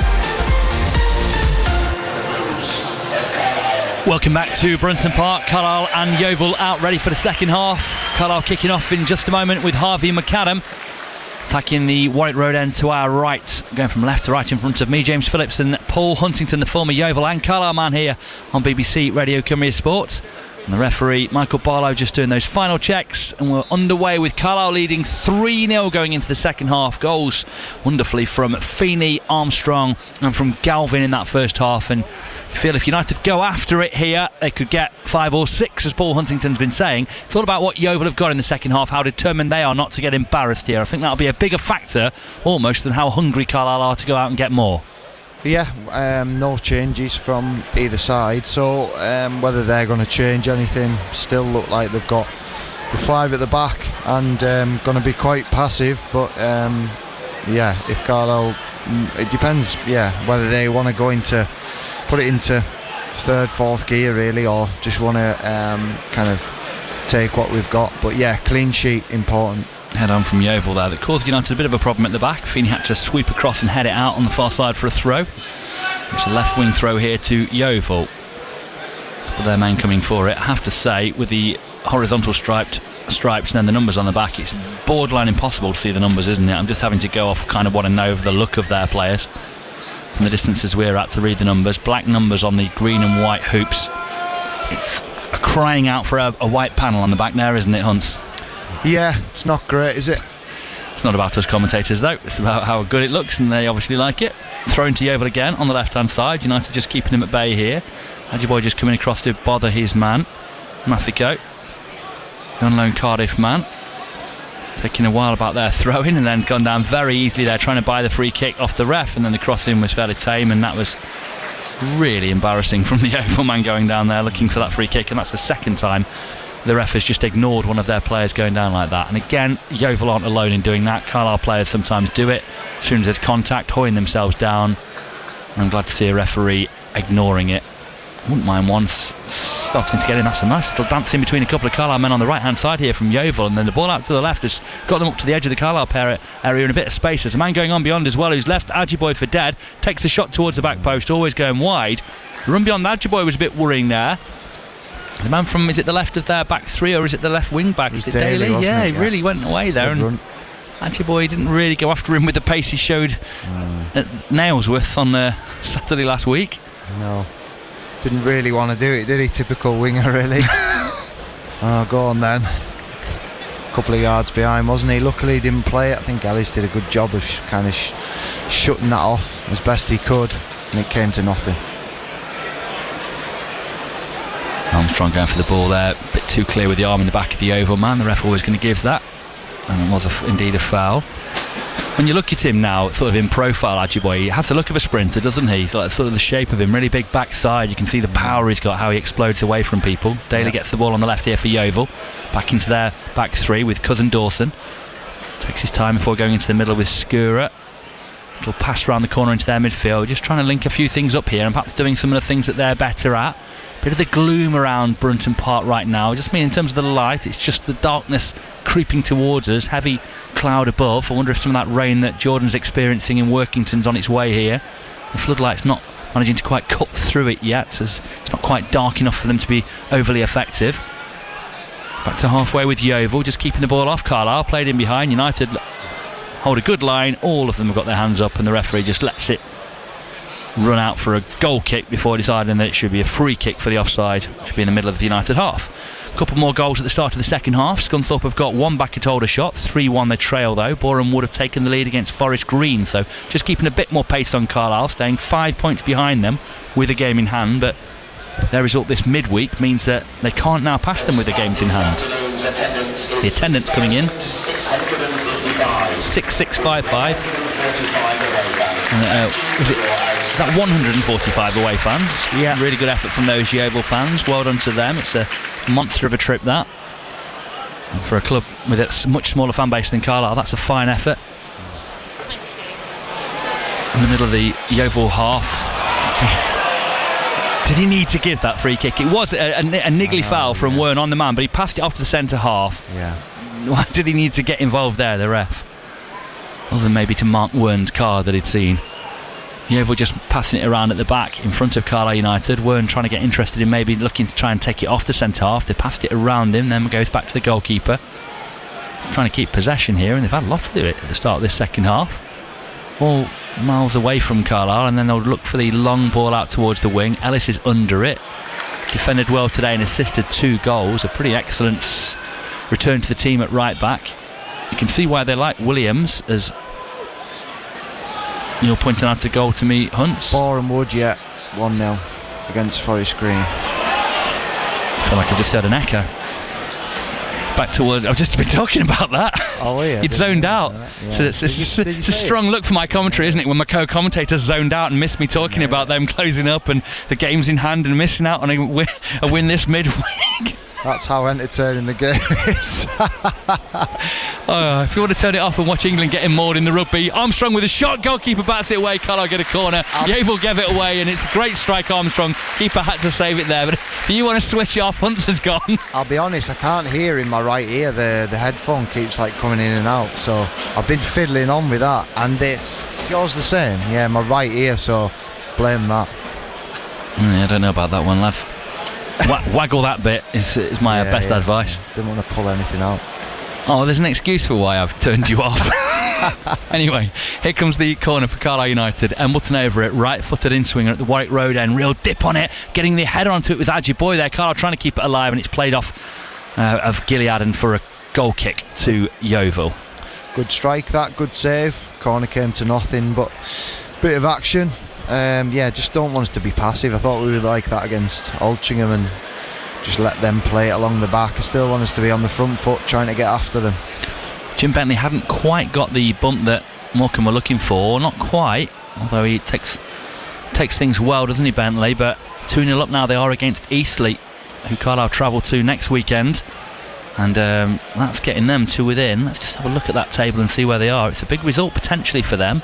Yeovil are on 35, so it's still 9 points adrift of Yeovil, but still they've got to scrape back points where they can, and today is an opportunity for them to do it, and they're doing it. Down the right hand side, Yeovil try and come at Carlisle again, playing with a bit of freedom here. I think perhaps maybe the manager said, look, the game's lost, go out there and show that you're better than you were in that first half, see what you can actually claw back. And they're popping it around. Armstrong with the only shot reel of anger in the half so far, which the goalkeeper saved fairly comfortably. We're in the 53rd minute, Carlisle 3-0 up from the first half. We'll make sure they switch back on here, because Yeovil are just starting to ask 1 or 2 tentative questions. Ball swung into the Carlisle area. Galvin will try and get there and stop it going for the corner, and in doing so, he plays it off the Yeovil man for a goal kick, which is really good work because he could have easily surrendered that one. Yeah, good clearance, knew what he was doing, sort of just playing it off him. Buys his team a minute to walk up the pitch, gather our thoughts, and play in their half. The risk to Carlisle keeping a clean sheet and potentially getting the 5 or 6 that you said they might go on to, Hunts, if they carried on, is that it's been so easy, they might start to conserve thinking ahead to Wednesday and just think that the game's won.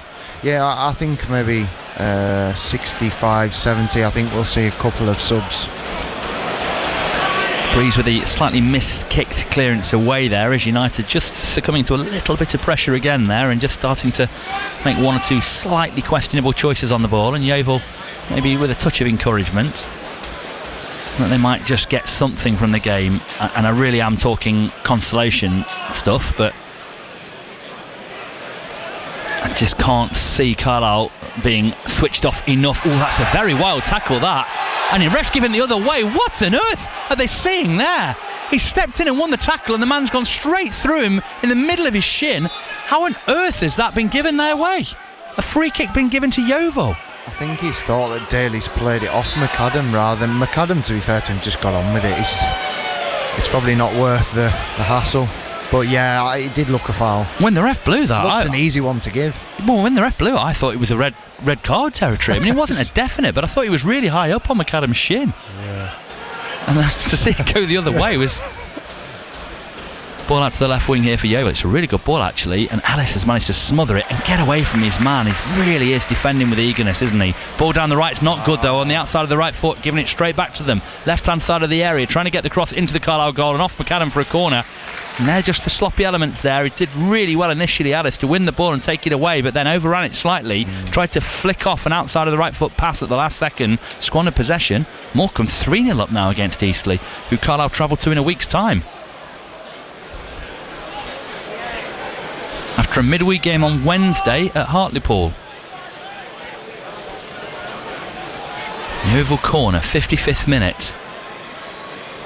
Surely Carlisle can't let these in here. In towards goal, Breeze gathers it really comfortably under his bar. Looks every inch a giant there, didn't he, as that ball went in. Caught it so high. Looked confident, yeah, good take, takes the pressure off. Lofts away downfield. Armstrong wins his header over the top. Carlisle just a bit flat-footed with Wern out on the left there. Could have gambled on that and might just have got there. He should know, really. I'm playing with Armstrong, but you know he's decent in the air. Nice ball from their keeper again out to the left here. If McCormack keeps this in play, Carlisle could be under a bit of pressure, and he's done really well, and he's got a ball down the line here with Daly. He's played it instead into the area and found only McAdam, which was a really peculiar decision there from the man out on the left-hand side. I don't know why he did that.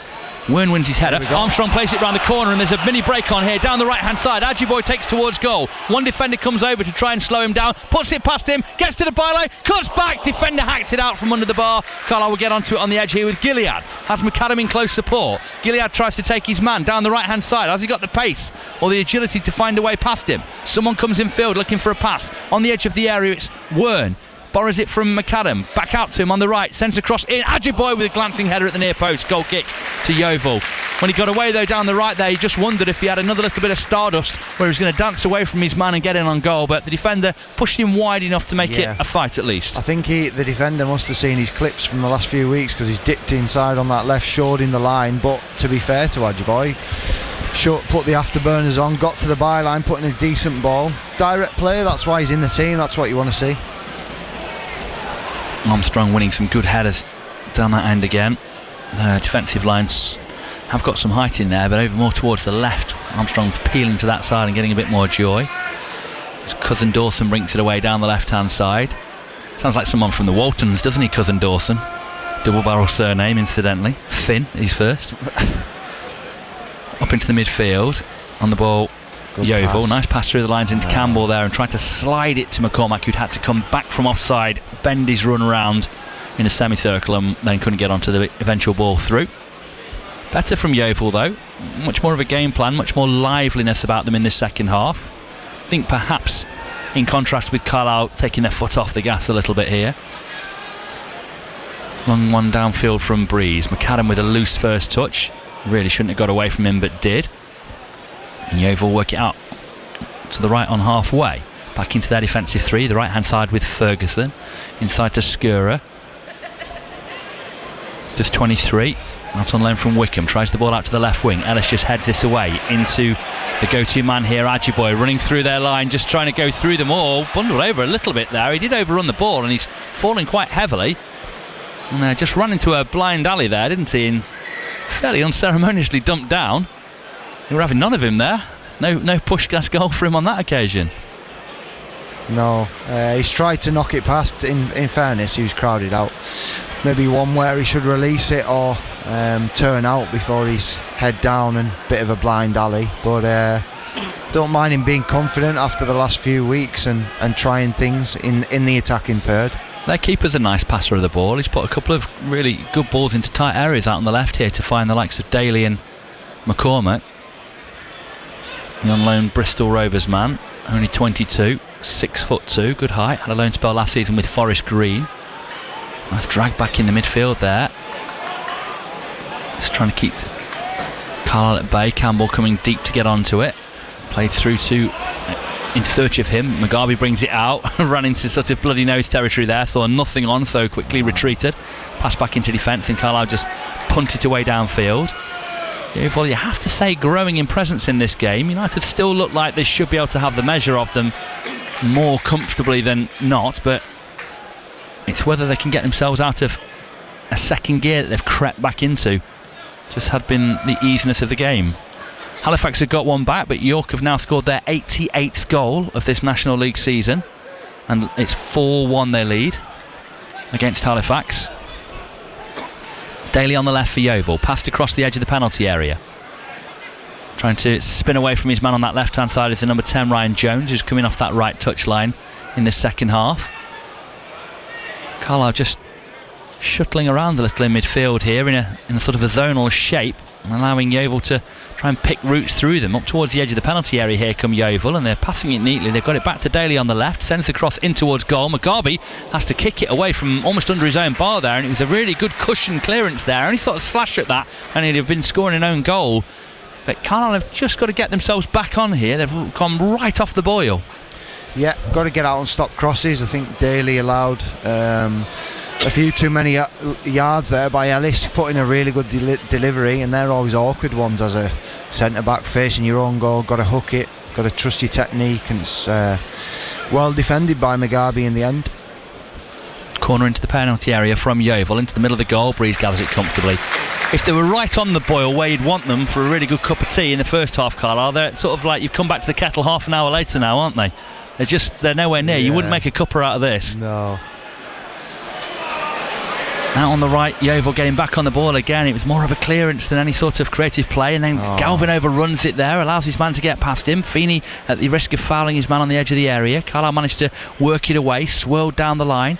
Armstrong gives chase as he does. Embleton gets onto it, back into Armstrong, sidesteps his man, lays it off on that left touchline. Galvin gives it round the corner into Embleton. Carlisle have got a 3-on-3 here. Ajiboye looking to get forwards, down the left. Wern on that left touchline, all right foot, tries to take it through his man's legs, finds Armstrong on the edge of the box, shot towards goal, slammed, always rising. Goal kick to Yeovil, but just seeing there, they just came to life, didn't they, and exploded onto Yeovil, and Yeovil couldn't really deal with it. Yeah, it was a good bit of play, good pass into Embleton, and Ajiboye making that darting run. Like to see it again in and around the box. Luke Armstrong looking to get shots off. I actually expected more. I actually thought he would hit the target. That's just my sort of confidence in his shooting. He's usually a good finisher, so I thought that he would make the keeper work, but yeah, it was a good break by Carlisle, played through the lines. Carlisle winning 3-0 here as Ellis tackles well and takes the ball out of play. Forest Green have equalised at Boreham Wood. The top three all winning and winning handsomely. The other four in the top 7 either losing or drawing this afternoon. So a bit of a gap developing. Yeah, sort of indifference of form and quality perhaps starting to tell overall. Just a shame Carlisle couldn't have been a bit closer to York and Rochdale when they started to find their rhythm this season, which they clearly have over these last 2.5 games. Out to the left wing come Yeovil once more. No one's near to stop that cross, but Ellis manages to turn it away behind for a corner to Yeovil again. just a bit far off. Got to stop crosses, got to get out. That's a big part of the game, stopping crosses. I found that especially in most leagues, but especially in League 2, it was that defend your box, stop crosses and get down the line of it. Don't let it come in your box. Have that desire to block the crosses, out for throw-ins, out for corners. Corner taken short here towards the edge. Carlisle weren't quick to get out to that either. Now the pass goes to the edge of the area and they'll take the ball. I don't know what that is. I really don't. From Ryan Jones. Thought he might take the shot on, then I think he changed his mind and went for the cross, and he just flattened the ball out of play. One bounce for a goal kick to Carlisle. They're finding a lot more space. They've tweaked the formation and Daly's finding a lot of space here. I don't know whether Ellis is getting tucked in by the two centre halves and getting a bit too tight to them, and it means that Daly is playing very high at times for them on the left hand side. He's almost demanding that Ajiboye go all the way back with him, and Ajiboye's sort of saying, I'm right at the front three here, lads. It's a wing back against Ajiboye, who's a winger, so naturally Daly's higher, but sometimes it's too far for Ellis to come across, so that's how Daly's finding the space. But he has good delivery. He did at Harrogate. He was often reminds me a little bit in the same ilk as James McLean, in that he just wants to get half a yard and whip the ball in, but he does have good delivery. But we've got two screening midfielders and a back four. I just don't think Ajiboye should have to pick up their wing back. No, well, you can see there that he's higher there because he's a wing back, he's a winger, but Ellis on this occasion either needs to get his voice on Mugabe or tuck in. But yeah, I think as the play develops, I think if there's time, he should shuffle round. And appealing for an offside and not getting it. Wearne tried to release the run from Galvin, couldn't quite, well cut out by the defender on the far side, and a smashing of applause for the endeavour there. And looking to make some subs, I think, for a change coming shortly as well. Hughes, McAvoy and Cudworth debating who and where for Carlisle United. Perhaps we'll see Regan Linney back in the team soon for Carlisle United, which will be nice to see. In their own way, they've not wildly missed him, but he's so talented that you'll think if he can fit into the work ethic and shape of this lineup and do his thing with a bit less scrutiny on him, now that Ajiboye's on the right doing numbers, and so too Luke Armstrong down the middle, he could be equally as devastating for Carlisle. Swirl ball around the corner from Embleton was inventive, but a bit telegraphed, and the defence easily onto it. McAdam gathers and gives it to Ellis at right back. Ajiboye showing for him. Nice ball through to him from Ellis. He's such an intelligent footballer, Jack Ellis. Ajiboye's done brilliantly to get away from a couple of men. Still going forwards here towards the edge of the area. Has Wearne out on the right. Finds Wearne. Cuts it back into the middle. Defender does brilliantly to cut it out. Well done, Ajiboye there. I thought he was going to try and take on a load of players again there and do something all on his own, but the right ball was to Wearne and he fed it well. Wearne crossed, cut out. McAdam ball in towards Armstrong. Again, well defended away there. Is it Ferguson coming from the right of their back three? That's two fantastic interceptions he's got in, either him or Skura, as Ellis goes back into Mugabe.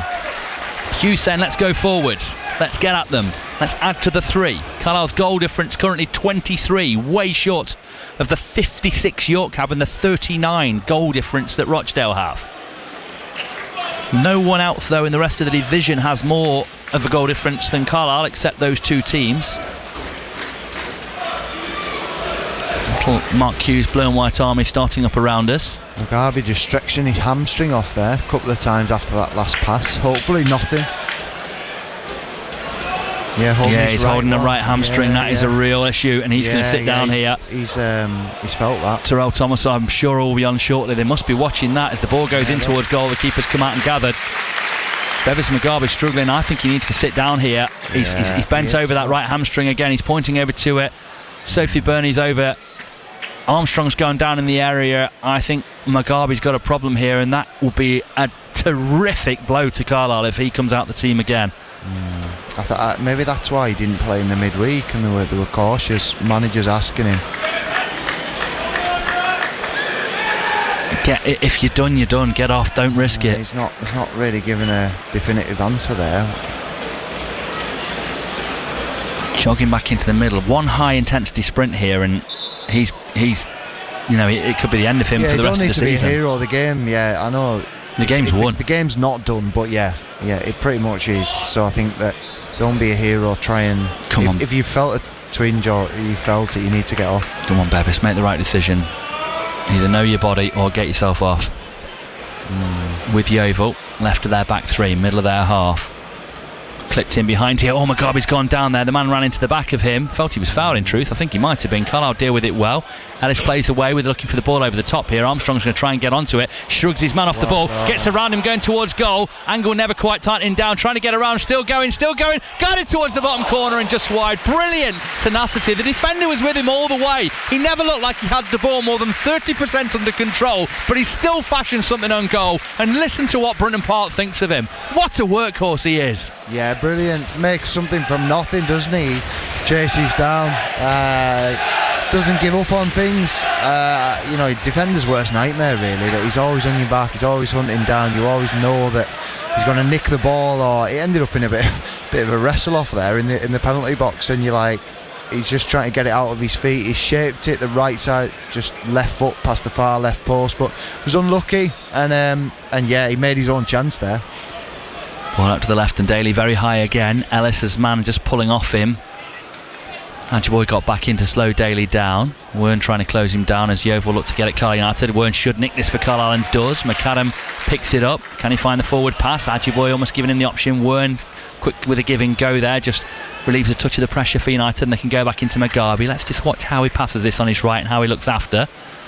It's like he might have just stretched it off. Maybe a little bit of cramp, Hunts, but still you don't want to take a risk with it. For me, the staff should just take it out of his hands. I think there's nothing lost there. You can make a sub and bring someone on for 25 minutes and focus on Wednesday. I think that's where the attention needs to turn. Look at that nick from Armstrong again. It's got Wern on the ball. Double drag back from him allows Ellis to break through towards the edge of the area. Try to tow it into the path of Embleton. Yeovil get a toe in there. They don't know where to go. I think Ellis is going to win it back, and in the end the man's had to tackle it off Ellis and behind for a corner. That from Armstrong is absolutely ridiculously good work rate up front. Yeah, Ellis wanting a hat-trick of assists there, giving goals, passes it, keeps moving, Armstrong starts it, doesn't he, always nicks it blind side, doesn't he? It's like they're not aware or not expecting him to be there, but as I said, that's what he gives you. Embleton corner, wrapped towards the back post, goalkeeper gloves it away, and it'll fall to a Yeovil man on the far side of the area, and they'll just try and start something down that right. Carlisle looking to pressure them in with Galvin to the man on the byline on that right hand side. Been a real problem with your headphones this afternoon, aren't you pair? Yeah, it's just in and out my right ear, that's all. Same to Paul. Don't need to tell the audience about this, but there are a pair of them are like toying with a kit down in front of me here. Where's our engineer? Can you nip down? On the edge of the penalty area with Yeovil still having it. Carlisle just scuttling back into position. Carlisle subs up and preparing to come on. Looks like Terrell Thomas amongst them. Might be coming on. I think they might be doing what you were saying and getting him on for Bevis Mugabe. Yeah. He's coming on. Looks like Linney's coming on as well for Carlisle. A number of them stripping off. And Con Clark too coming on. Be interesting to see how this changes the dynamic. A lot of space here for Daly if this ball gets across to him in that penalty area. A little poke back, and here he is on the edge of the area. Shot, and he's blazed it over. He should have scored. Carlisle have not dealt with the positions he keep getting into all afternoon. Yeah, Bevis he should have came off. Look, he's stretching again. Like he couldn't get across to get there because of it. 71st minute, they should have scored there. Daly really wildly swung at that one. They're going to make a couple of changes. Too honest. Sometimes you kill yourself by being too honest. You can tell when someone isn't right, and they should have taken it as soon as he felt it that first time. He couldn't get across there, whether he wasn't in the right position or he felt like he couldn't open up to get across. When they played it across, they should have scored. Yeah. Well, Terrell Thomas is going to get some more game time back. For the last months while he's been out, he's been doing more twitching than playing. Don't know what that is. Yes, you do. Gaming? Yes, on the Twitch service. Out on the right hand side, it's not a bird watcher as far as I know, as it comes through almost to Adjiboye there from Armstrong, who goes and wins it back again. Brilliant play tackling the man, although in the end strength of numbers took it away from him as they look to get away down the left. Ellis tries to slow down Daly and does. Thomas coming on and Con Clark. Linney not quite ready just yet, but the ball's in play at the moment anyway. I'm sure all three will come on for Carlisle here. Two coming for Yeovil as well. They're shortly bringing on Harvey Greenslade, and gets Terrell Works as well coming on for them. It's not even just the numbers, James, is it? It's the black letters against the green on the back of the shirts. And they're right in front of us now, and I know what numbers they are, but the Terrell Works I know is 38 because I know it is, but I couldn't tell you that if I didn't. No. It's right in front of us and you can't see what it is. Ball into the penalty area for Yeovil. Campbell did well there to box off the Carlisle defender, but Daly didn't read it, and that should allow the changes to come for both sides now. The fourth official saying, we'll do you first, Carlisle. So Terrell Thomas will come on, you'd have to imagine, for Bevis Mugabe. 73rd minute. And comes the United number 4. And the fourth official finally get the board up. 14 for 10 is the first one. After all of that, Linney comes and gets to the front of the queue, and off goes Embleton.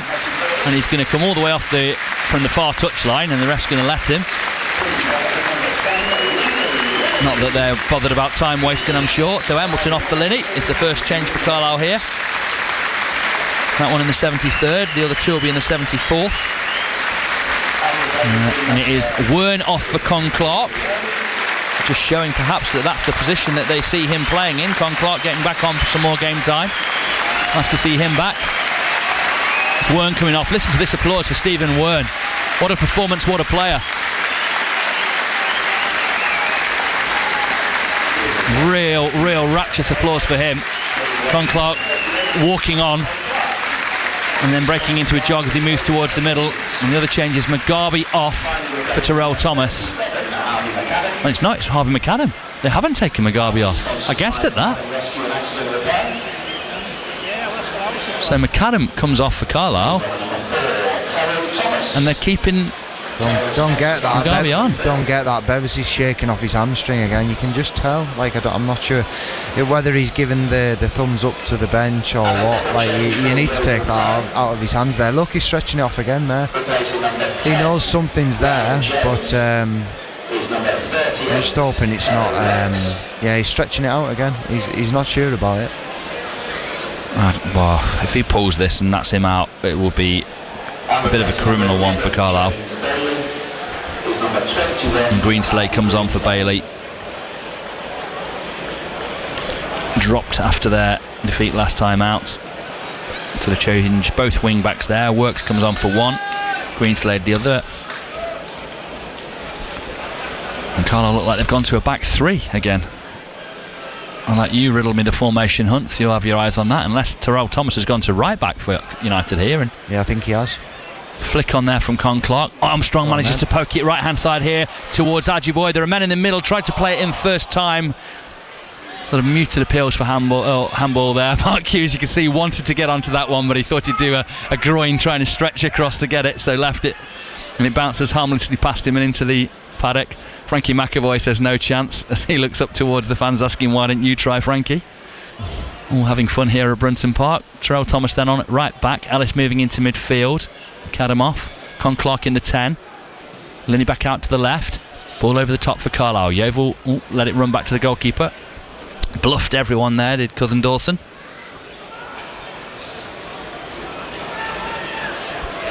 You probably don't know what the Waltons are, do you, Hunt? You're too young. No, I didn't want to say it, James, but I don't. What era? A bit like Little House on the Prairie. You won't know that either. Ball across the midfield from Yeovil in the Carlisle half. Got a man out in a bit of space out on the right. Pass behind him. They have kept it in play. The midfielder who played it hung his head in shame for a moment, and then his teammate managed to spin around and retrieve it. Very quick redemption as Carlisle nearly nicked it there. Oh, they still might have done. Con Clark slightly overran, thinking somebody else was coming in behind him. Another change coming shortly. Hugh Parker's about to get some more action for United. There'll be no more, it would seem, for White here. Still got another change they could make, Carlisle, of course. Ball out to the left here for Works, trying the first time pass through. Mugabe gets it into Ellis. Nice little back heel, finds Thomas, and Carlisle move it to Ajiboye on the right touchline. Armstrong coming deep to help United on the ball. Con Clark just scurries across midfield and plays a nice outside of the right foot pass into Ellis, and then they work it out left hand side to Feeney. Left of United's central defensive two. Galvin at left back, steps away from one man, almost retrieving his own poor first touch, gets it to Breeze, gives it to Feeney. He swirls it round the corner. That's asking a lot of Linney, and it will drift out of play for a throw-in on halfway-ish, just in the Yeovil half. Another change coming. Workington still goalless in their MPL Premier game today, but down to 10 men. And Hugh Parker is coming on for Carlisle, and Charlie Wyke as well, actually. So I'm going to change elements of that front line in a moment. First is Ajiboye off for Parker. And I wonder if they will go to 3 at the back now to incorporate this. Another hard-working game for Ajiboye. Not the goal for him though this afternoon. That's the first of these final 2 changes for Carlisle, and the other one is obviously Armstrong off for Charlie White. Nice to see Ajiboye getting a big hug from his manager there, and he's all smiles down below us again. A confident Ajiboye, the way he runs and the way he smiles just make the team feel like it's lifted that little bit. And it looks like it is Parker and Wyke up top with Conclark in behind them. Into a back 3. Conclark right wing back. He might have gone to right wing back. I think you might be right here. This will ask a bit of his work rate. Yeah, because of course they've got Linney on there. Kendall, I'm just hearing still 1-1. There we go. Out to the left come Yeovil. 12 minutes to go, plus stoppages. It's felt like a formality since, to be honest, since the 17th minute when Carlisle went 2-0 up in truth. They did manage to get that third in first half stoppage time. Haven't come that close in the second half to adding to it, but haven't looked like they've had to. Yeovil trying to get in and around them. Parker looking to affect the tackle. Yeovil move it back towards halfway. They've been a lot better in the second half, but not that they've been that great still. No. A bit less hapless, I think. Yeah, a bit better, but yeah, Carlisle's took the foot off it a little bit like they did against Altrincham. Kind of knew the game was won in the, that as soon as that.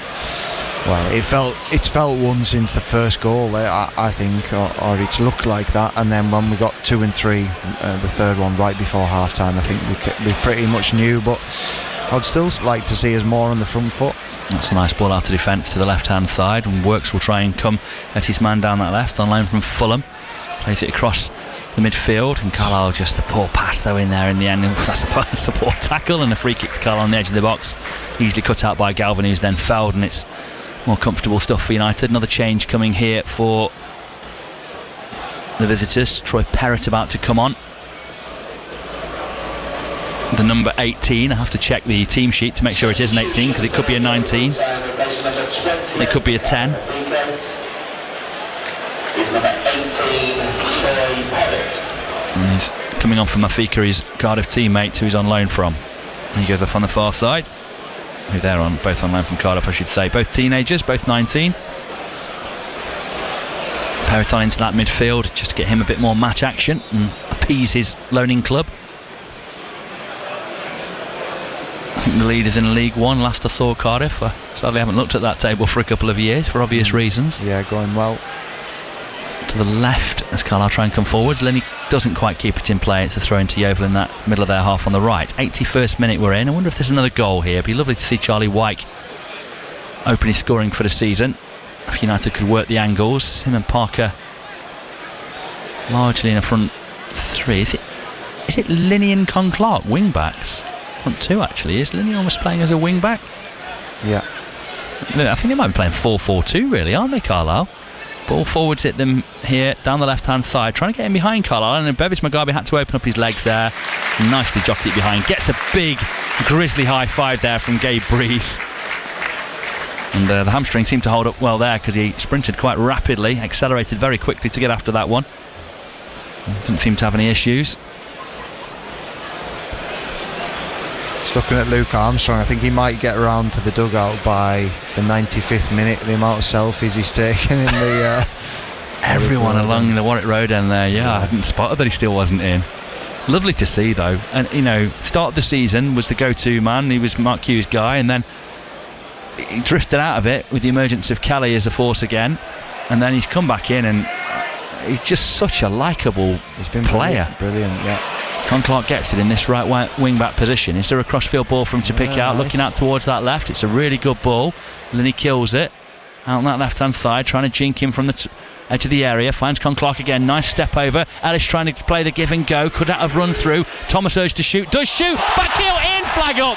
Oh, it was a lovely little flick towards goal from Conclark, but he was off. Thomas took the shot, and he'd then gone beyond the line. and was off, and it's a free kick rather than a fourth for Carlisle. But he finished it really well, didn't he? Pirouetting to sort of backheel it in. Thomas will claim it was a pass. Definitely was a shot. It really was. Con Clark got back in and nicked that. Plays it to Linney. Taken out, was he? No, ref felt that the man doesn't have to jump out the way. He poked it past him, and there's always an argument: did the defender body check him, or did he just step into him? Referee erring in favour of the Yeovil man on that occasion, and I can see why. They're coming together. Out to the left they look to come again, where Works is in that role that Daly was finding a lot of space in before him. No, it's definitely a 5. I'm not saying that. Ellis has just dropped in, so perhaps not. Yeah, 4-4-2 it's looking like now, isn't it? Yeah, they're kind of in a 4-4-2, aren't they?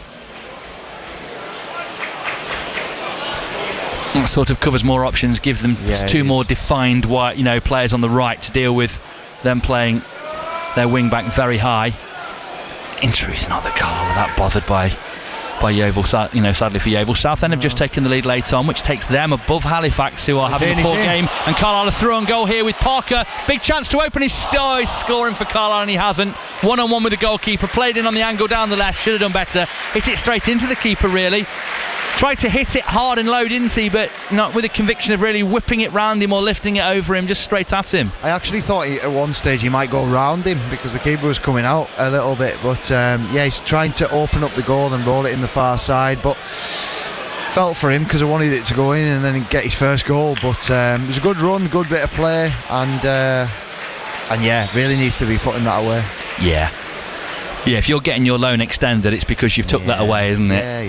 Yeah. And when you're looking at what United have got, Kelly will be back in a week or so, they think, and White can option off the bench. Look at this running down the left-hand side from Linney. Great pace, burns past two men, manages to get something in at the near post. It was a bit forlorn in the end, and goalkeeper got out and smothered it, but great pace. Forest Green have now had a man sent off at Boreham Wood, where it's 1-1 in stoppage time at the end of that one. Southend taking the lead late at Brackley in Andy Wing's first game in charge, the former Barrow boss. Morecambe leading Eastleigh 4-0, which is an absolute mauling for Eastleigh.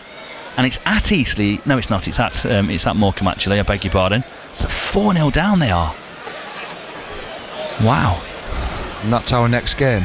Yeah. Hartlepool midweek, and then next weekend. Could be a lot of goals down there. Why don't you come, Hans? Interesting. We only jest about this, I should add. It's not that he can't be bothered. He works with his new business on a Friday and can't afford the time it requires. Ball forwards that they almost got onto quite high. I think it was there to be won, and Gabe Breeze looks okay with it. The home fans weren't happy, but I think storming a teacup, the referee having a word. For my money, that was there to be won. I can see why the guy put a foot in. Yeah, good to see that we didn't make a big deal of it. I think it's gone to win the ball, and he's took Breeze. He's going to give a foul, but the ball was there to be won. He's gone with the side foot. He hasn't stood. It wasn't studs up or anything, so there was no malice in it. Not like the Mane one into Edison's face a few years ago in the Premier League. No. A couple more changes coming for Yeovil. They're bringing on Jonathan Page and Alex Whittle. Just thinking of on Yeovil's behalf, I'm thinking of what a long trip that is after a 3-0 defeat to Ponder. West Auckland have scored late, only 2-1 against Kendal. That's a blow for Kendal, who are in the playoff places, or were. I don't know if that's changed things. Paul Newton will get up to speed and all of that.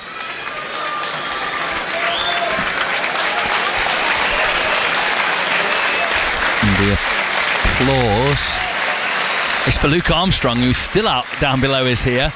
They've taken him a top and a bib out now, because he's walking long, and every time he tries to move on, somebody else comes out and wants a selfie to shake his hand, to tell him well done, and somebody else is coming in for one here, another young fan.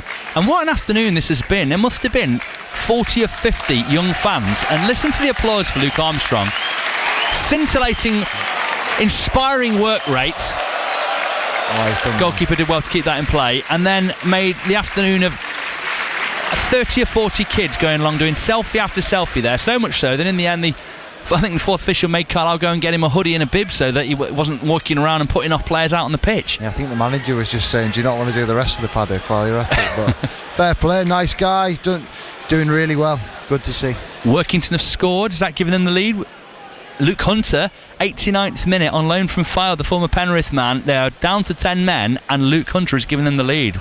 Dear me, that'd be an excited Jordan Weir will tell us about that one at full time if that's how it stays here on BBC Radio Cumbria Sport. Really good afternoon potentially for Workington in their fight for NPL Premier survival.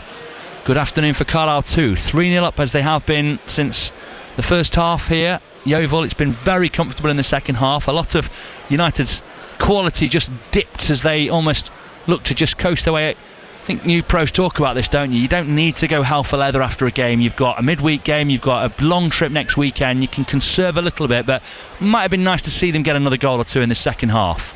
Yeah, hopefully. I thought it was going to drop there for Carlisle, but yeah, would have liked to have seen a little bit more. Been a little bit unlucky with some of the attempts, but dropped it a gear, I think, and conserved a bit of energy. Oh, the throw-in's been given. Oh, that was Carlisle. Well, it clearly is. All the Yeovil players have run away, and the Carlisle players have gone after the ball. Yeah, and the referee has held up his hands and said the fourth official shouted it or something like that, and they're giving it the right way because the lino didn't know and followed the referee. The ref gave it the wrong way. Yeovil surrendered it. Carlisle were going after it, and thankfully there's a little bit of common sense there. Whether the fourth official said anything or not, I don't mind the referee saying, you know what, it's clear we've got that wrong, let's amend that. Yeah, fair one. Just a little Mark Hughes blue and white army there, just starting around us here. I wonder if 3 Swallows make a summer, and all those who were calling for Mark Hughes to get the sack 3 games ago, even after the Rochdale defeat, even after the Scunthorpe win, I wonder if there's a little bit of mind changed on that, the way that the team have done, the way that Mark Hughes has got them playing in the last 3 games. Good running from Parker here. Hugh Parker down the right, plays it off his man, gets inside a corner, and United will be able to attack again. I wonder where that conversation will be for those who were a bit split on the United manager, whether he's won them over or whether how well the team are doing currently. Man of the match, Jack Ellis has got the man of the match. For me it should have been my darling Stephen Wern, as those of you who listen to the Carlisle Social will know. Your son. My son. Conclock over this corner for Carlisle. Can United get a late one, put a bit more gloss on this? Near post flick, Feeney headed away Yeovil. Gilead goes after it, gets there ahead of his man, gets it to Conclock, plenty of space for him to swirl across in, sidesteps his man, then another on the edge of the area, lifts a fairly tame left-footed ball in, and that was a bit of a damp squib after the 2 lovely drops to the shoulder. Yeah, Ellis for the 2 assists, getting man of the match, defending quite well as well, now up into the midfield. Yeah, done well, good to see. Obviously against Rochdale wasn't an easy game, didn't kind of cover himself in glory really, but as I said, it's good to see him in his actual position today at right back, and he's flourished. A couple of assists, been really good on the ball, now doing a job for the team in the middle, and good shout, to be fair. You could probably argue Luke Armstrong, work rate, it's been a good collective performance. I don't think we've had to be out of second gear, truth be told, other than that first few minutes before we got the first goal. No, I think it should have been Armstrong, although Ellis set up 2 goals and played well at right back, but was he that tested defensively? Armstrong set the tone, ran down everything all game long, scored 1 goal. Yep. And it would have been him for me, but I thought Worm was excellent as well. But then beyond that, I think only those 3 probably. Kendall have lost 2-1 in Northern League Division 1. Waiting for news that Workington have won, fingers crossed for them. Mark Hughes, blue and white army, gets going a bit more around us now. And a thumbs up from Mark Hughes there, thanking the fans.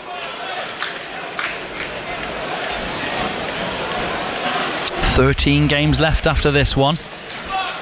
And when you consider that Halifax, one of the ones are playing not too far off, are just getting pummeled 4-1 today. Just makes you wonder, and by Aldershot as well, of all teams. They are up into mid-table now, Aldershot. Yeah, John Coleman, isn't it? They've picked up quite a bit of late. Clearance away, Feeney drops to that left-hand side, and Linney hooks it on down the line. Header forward from Yeovil. We're in 4 minutes time added on, by the way, and we're in the second of them. Yeovil slightly awkward into the tackle on Linney there out on that far side. Carlisle appealing for the throw but not getting it. Yeovil keeping possession in their half. Raking ball out to the left wing. Terrell Thomas gets up above his man and wins the header. Con Clark keeps it in play with a lovely deft touch and tried to roll his foot over the ball, but it was well read actually by Works, who took it off him and passes away into the midfield. Initially good from Con Clark, but not in the end. Out on that right, ball down the line into a cut-back position. Carlisle need to defend this and do through Feeney, gather it on the edge of the area and should be able to break away now up into the midfield. Con Clark with a lovely little flick off to Thomas. I'm entirely sure that was a foul again. What's another one where Thomas just sort of ran? Shoulder, yeah, he just stood his ground, the Yeovil man. Yeah, he's bought one, but yeah, not that many protests, but yeah, it was a bit harsh. Thomas does look comfortable at right back. Again, they've hit a couple of diagonal balls, but yeah, not really that tested. I don't think it's made a great deal of difference when we've gone to 4-4-2 or who we've brought on the pitch. I think that the game's won and everyone's just waiting for the final whistle. Yeah. If you're off down Botch, or off for a bite to eat, or off home to watch the curling on the BBC, good luck to Bruce and the boys out in Italy Cortina. It's the gold medal final for them tonight. Whatever you're doing tonight, enjoy your evening. Stick with us for the post-match where we'll bring you reaction from the Carlisle boss and hopefully one of his players as well between now and 6 o'clock. We'll reflect on Barrow's squandered lead defeat. Hopefully a win for Workington. Has that just been confirmed, did I hear? Yeah, Workington have won 1-0. Hunter with a goal on his debut as Yeovil try and get at Carlisle right at the end here. Final 20 seconds of the match, cut back to the edge of the penalty area, leading 3-0, shot towards goal. Breeze gathers it well. Decent strike on goal, that one from Yeovil. And Carlisle would have hated to have let their clean sheet get away from them there in that circumstance.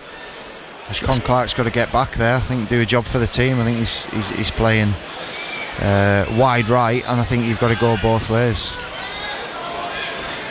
And just lets it drift out for a throw-in, thinking that the ref will probably blow. Takes the throw-in. Ref seems determined to play on. I suspect Yeovil want to get on the bus home.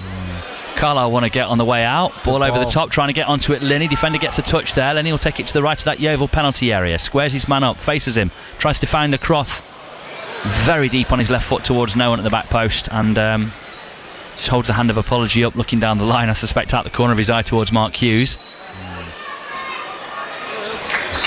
And that's full time. Carlisle have won 3-0. An entirely composed performance that they were not at all tested.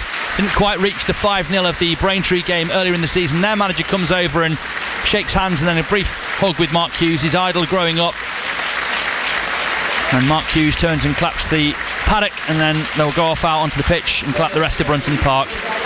Just the sort of game they needed, in truth. Coming after Scunthorpe and then Forest Green, Rochdale before that, 3 really tricky fixtures to get 6 points. It could have easily been a bit of an after the Lord Mayor's show here. Unfortunately for Yeovil, your former club Paul Huntington, along with Carlisle, they were just the team Carlisle needed to play here. They just were not good enough. Yeah, Carlisle had far too much for Yeovil. A real comfortable, easy win really, and hopefully we've conserved a bit of energy going into Wednesday. I know this is the most important game, but yeah, we were levels above Yeovil in sort of every department, truth be told, and yeah, an important 3 points, 3 wins in a row.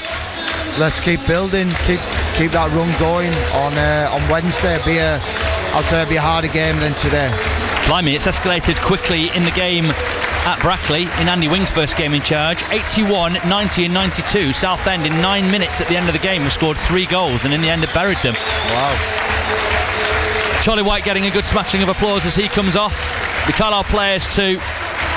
Regan Linney out there chatting with perhaps one of his former teammates from the Yeovil ranks. The Carlisle players going out around the centre circle and applauding now the Andrew Jenkins stand on the far side, and they'll go over towards the blue discotheque of the Warwick Road end to our right and just soak in and thank those fans who've come out here and supported them. 6,651, 6,500 Cumbrians in here, just over. I don't know why there's booze for the official. It seems obligatory from someone. Can't think of anything they did wrong in truth. They go off down the tunnel. The Carlisle players coming off in a bit of a party atmosphere, and just with the run they're on, the way things are going, and Jamie Webster playing around us, just a little nod back to 2023 when things were so much brighter for this football club on their way up into League One. We don't need to document what's gone on since then, but just feels a slightly happier place. No questions about Mark Hughes, plenty of entertainment. Luke Armstrong making the days of all those young kids who he's done selfies and autographs for on his way off the pitch after scoring and playing so well for Carlisle. Man of the match could have gone to 8 or 9 of them.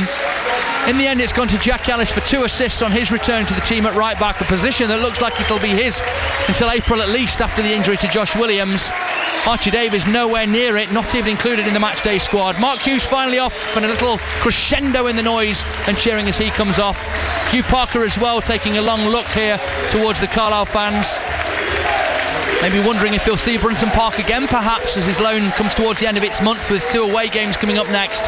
Finney off down the tunnel, Bevis Mugabe and David Adjiboy taking it in too as they go off, flanking Frankie McAvoy.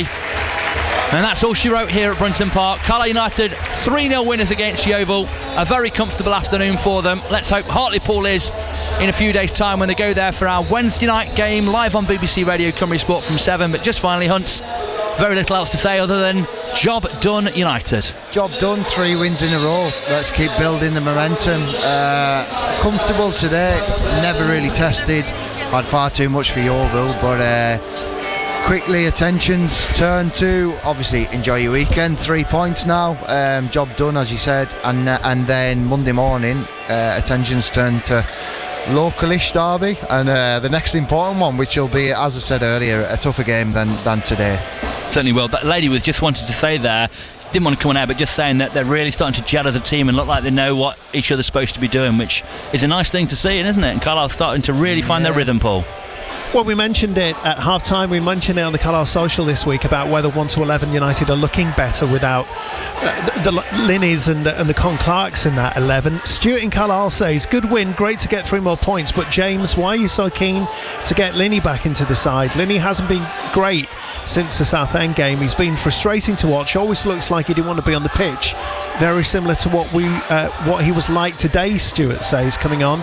Only interested if the ball's moving forward. I'd like to have seen him come on and do an Armstrong, chase every ball down. I mean, it is a continuing question, isn't it? But on the evidence of the last 3 games, as we discussed at half-time, Carlisle are looking at just a bit more coherent, aren't they, without Con Clark and Linney in the starting 11?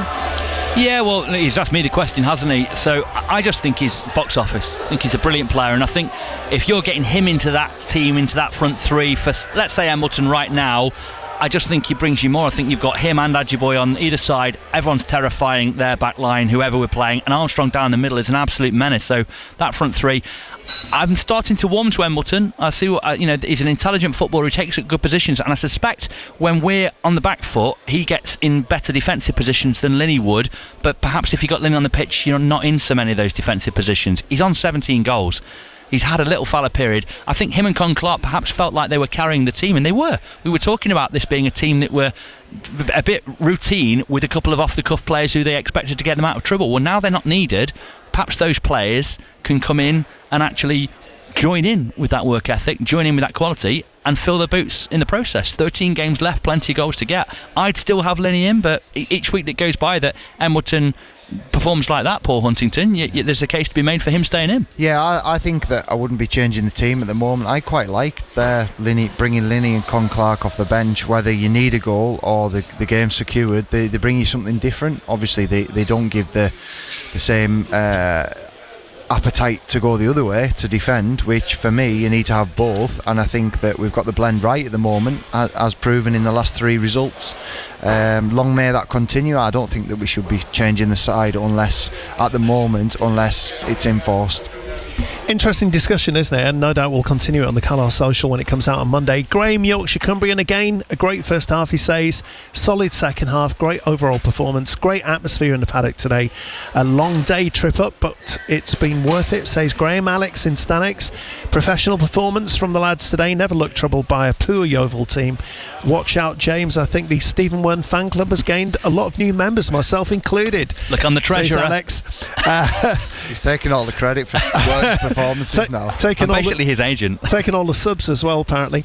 His position in the team is his to lose now. Like a new signing, momentum is building. We look more solid, a more solid outfit of late. Let's bring you the 3 full times from today's Premier League games before we bring you the full times in the National League, and we'll let you know where that reflects Carlisle in the table. So in the 3 o'clock kickoffs in the Premier League, Aston